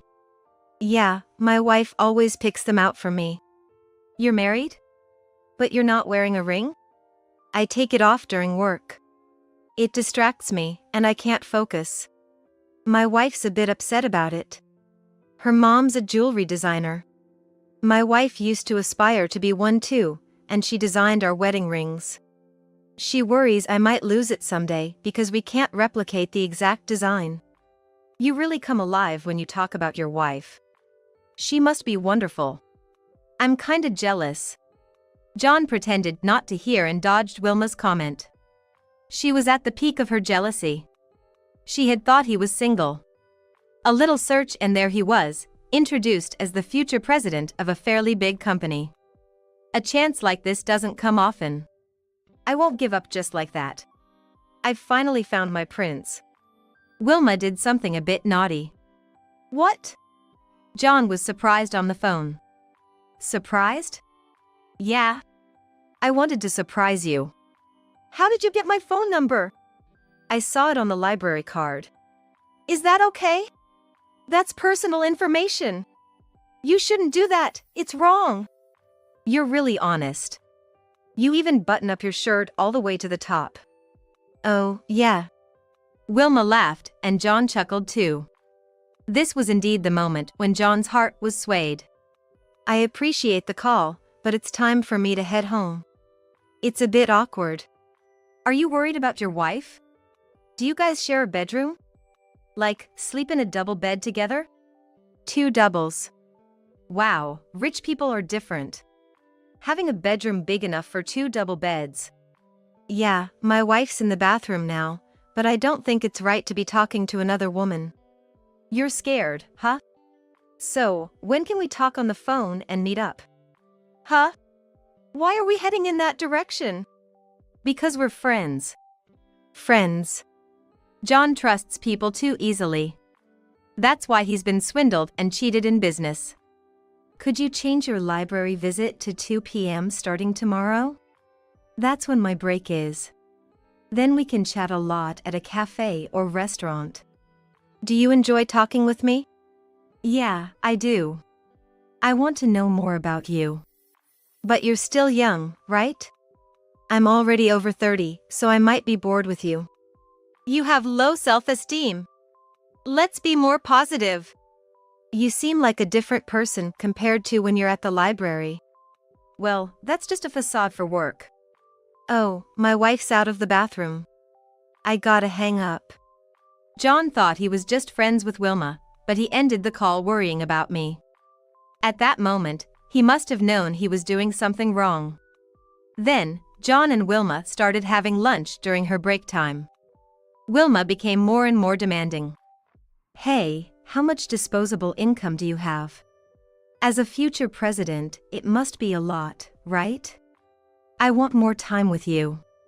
Could you rent a place for us? It doesn't have to be a fancy apartment, a studio is enough. I just want a space for just the 2 of us. Normally, anyone would understand this as wanting to be a mistress. But John hadn't thought that deeply. To him, Wilma was like a new, exciting person. John rented a studio apartment for Wilma, and they began spending more time there. Wilma leaned on John to the fullest. And she was quite clever about it. Hey, John, what's your wife like? The opposite of you, Wilma. If I remember correctly, she works at a jewelry store, right? She's an independent woman. Yeah, I think she's cool. But you're capable too, Wilma. Getting a librarian's certification is tough, right? You've got a career and a future planned. It's not that big a deal. I just didn't want to work in a large organization and looked for a job in a smaller setting. That's why I became a librarian. I don't really like books, though. They make me sleepy. Such casual conversations might have been comforting for John, considering he felt uneasy with me. So, John and Wilma's affair went on for 6 months without my knowledge. But with Wilma's pregnancy, it was time for a 3-way conversation. I prepared a secret plan and went to John and Wilma's love nest. I found John lounging in sweats, a sight he never showed at home. Helena. Why? Wilma is pregnant, right? We need to talk about what to do next. No, it's not what you think this is. If you divorce John, the problem will be solved quickly. What do you want to do, John? I think a life we've been blessed with should be cherished. What about the AIDS issue? What if the baby is infected? We'll get tested properly. So, we're heading towards divorce, right? John fell silent. John's indecisiveness was evident even in this situation. Hey, did you tell Helena about having AIDS? We heard the test results together. John had a high fever and we weren't sure if it was a cold or the flu, so we went to the hospital. That's where we did the blood test and found out it was early-stage AIDS. Since then, John's been on medication to suppress the onset. By the way, I tested negative. Did you get tested for AIDS, Wilma? Even if you didn't, I know your results. John, do you know what Wilma does for a living? She works at a library. That's her daytime persona. At night, she's working at a nightclub. What? Wilma, is that true? Listen, John. You got AIDS from Wilma. She contracted it while working in the sex industry and passed it on to you without saying anything. Got it? What? What's that all about? If everything's out in the open, no point in hiding it. Yes, that's right. I thought if John got AIDS, Helena would leave him. That's why I had unprotected sleep with him. That's unbelievable. But now, having AIDS doesn't mean death. I'm on medication too. And another thing, you're not pregnant, are you? What basis do you have to say that? You just want to believe that because you couldn't get pregnant. You're just jealous. That's a low way to lead the conversation. A friend of Wilma's mother, a regular customer at my store, spilled everything. She showed me the email exchanges as evidence. Can you still be so confident? Actually, a regular customer at my store was the mother of Wilma's friend. When Wilma's friend came to buy an engagement ring and saw my name, she realized I was the wife of the man Wilma was having an affair with. Feeling sorry for John and me, she betrayed Wilma and showed me the emails. She was so disgusted by Wilma's double life that she wanted to cut ties with her. I'm so frustrated with him, he's so indecisive.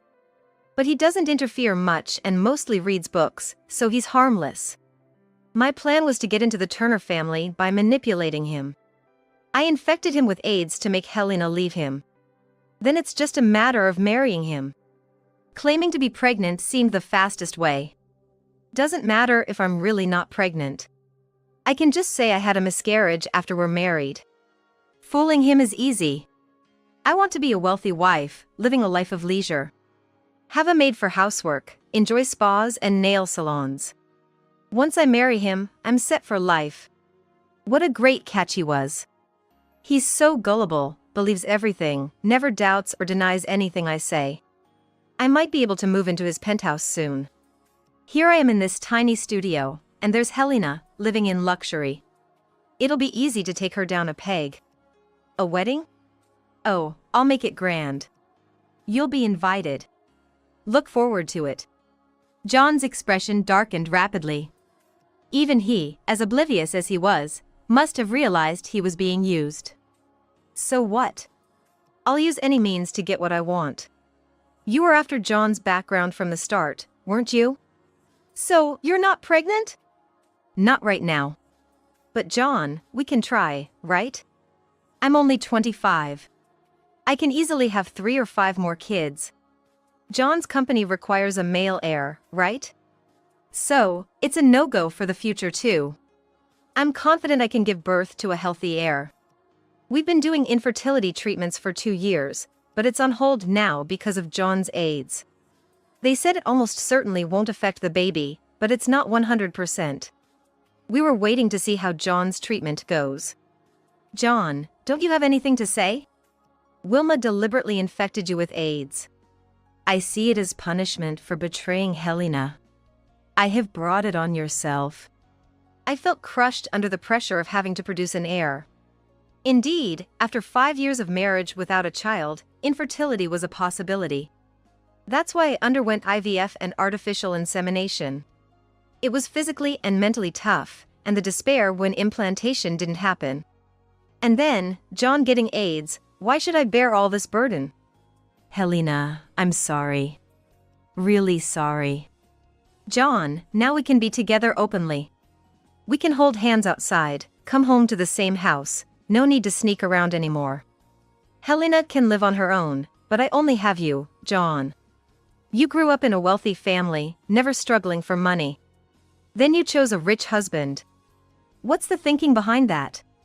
Do rich people marry each other to maintain their lifestyle or because they share similar values? What's the point of marriage? You don't cook, rely on a housekeeper for chores, it's easy for you. And Helena, you always seem so condescending. Sure, you live a celebrity life, but do you realize how you look down on nightclub workers? I don't discriminate based on occupation, but let's be honest, working in the industry isn't exactly normal. I mean, if your daughter said she was becoming a sex worker, could you honestly be happy? Proudly announce it to friends and relatives? You can say that because you're rich. Is it so wrong for those who have less to lean on those who have more? At the very least, you lied and deceived, didn't you? Even after reading that shocking email, John still chooses Wilma? Then let me deliver the final blow. The emails your friend leaked weren't the only ones. I can show you the rest right here. Wilma clearly became nervous, her eyes darting around. She obviously didn't want that content to be heard. It might be troublesome. I have AIDS, right? And I might have passed it to a client who could sue me, along with his wife. The husband goes to a nightclub because he doesn't want his wife, and then when he gets AIDS, she suddenly shows up. Don't you think that's pathetic? A lawsuit? I'm not scared at all. The client knew the risks. Doesn't his wife feel embarrassed? Her husband got AIDS from someone. That's something an old lady would do. It's so annoying to be an old lady. Wilma seems to be spreading AIDS, but is she getting proper treatment? She seems to be living recklessly, involving others in her situation. So, Helena, why did you come here today? To show me the emails between me and my friend? That's a pretty weak weapon for storming into your lover's place. Oh, right, that was my main purpose for coming today. Here, this. I handed John the divorce papers. All it needs is your signature. I'll file it at the lawyer's office immediately. This is what you and Wilma wanted, right? But, John and Wilma, you'll be paying me a fair amount in alimony, thank you very much. Wait, Helena! Stop with the divorce and alimony talk. Please! What? After indulging in your desires and getting AIDS from your mistress, who would want to stay with you for life? I thought John would confess the truth when he was diagnosed with AIDS. It was obviously contracted through sexual intercourse with another woman. But John never mentioned it. I waited, hoping he would be honest. If he had confessed then, I might not have considered divorce. But now, it's too much. A kind lie isn't kind. It's different. I was deceived at the beginning. We went out for dinner, then drinks one night.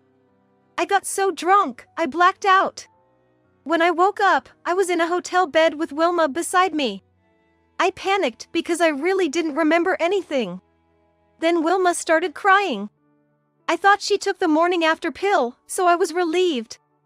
Then she said she was pregnant. It was supposed to be good news, I wanted kids too. But thinking it would be the end with Helena, I didn't know the best way to handle it.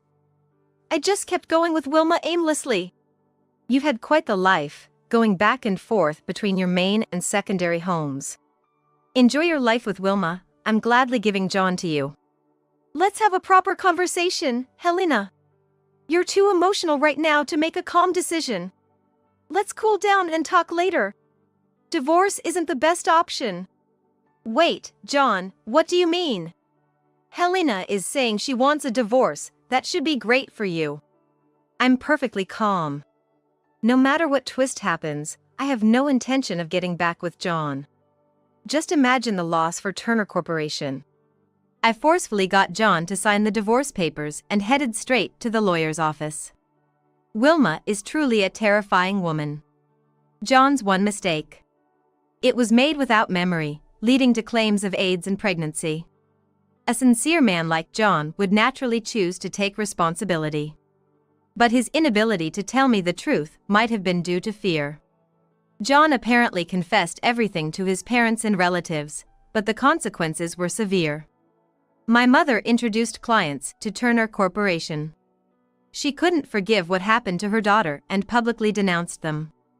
The corporation lost clients and eventually fired and cut ties with John. After the incident, the company changed its management policy, no longer fixating on male successors and allowing women to take active roles. John, penniless and cast out, moved into Wilma's studio. But for Wilma, a penniless John was no longer useful. Wilma, are you still working in that industry? I can't, I have AIDS. I'm working at a spa now. Did you quit the library? You're so annoying, John. It's so boring being with you. I don't need a life of licking each other's wounds. I have no attachment to a broken, jobless John. Get out. John, in a daze, wandered aimlessly. Rumor has it he became homeless. Wilma, despite her bravado, is likely struggling with the fear of death that AIDS brings. I returned to my family home, resuming my pursuit of becoming a jewelry designer under my mother's guidance. I had seriously considered this career in college but had given it up. Now, I'm starting over, chasing my dream once again.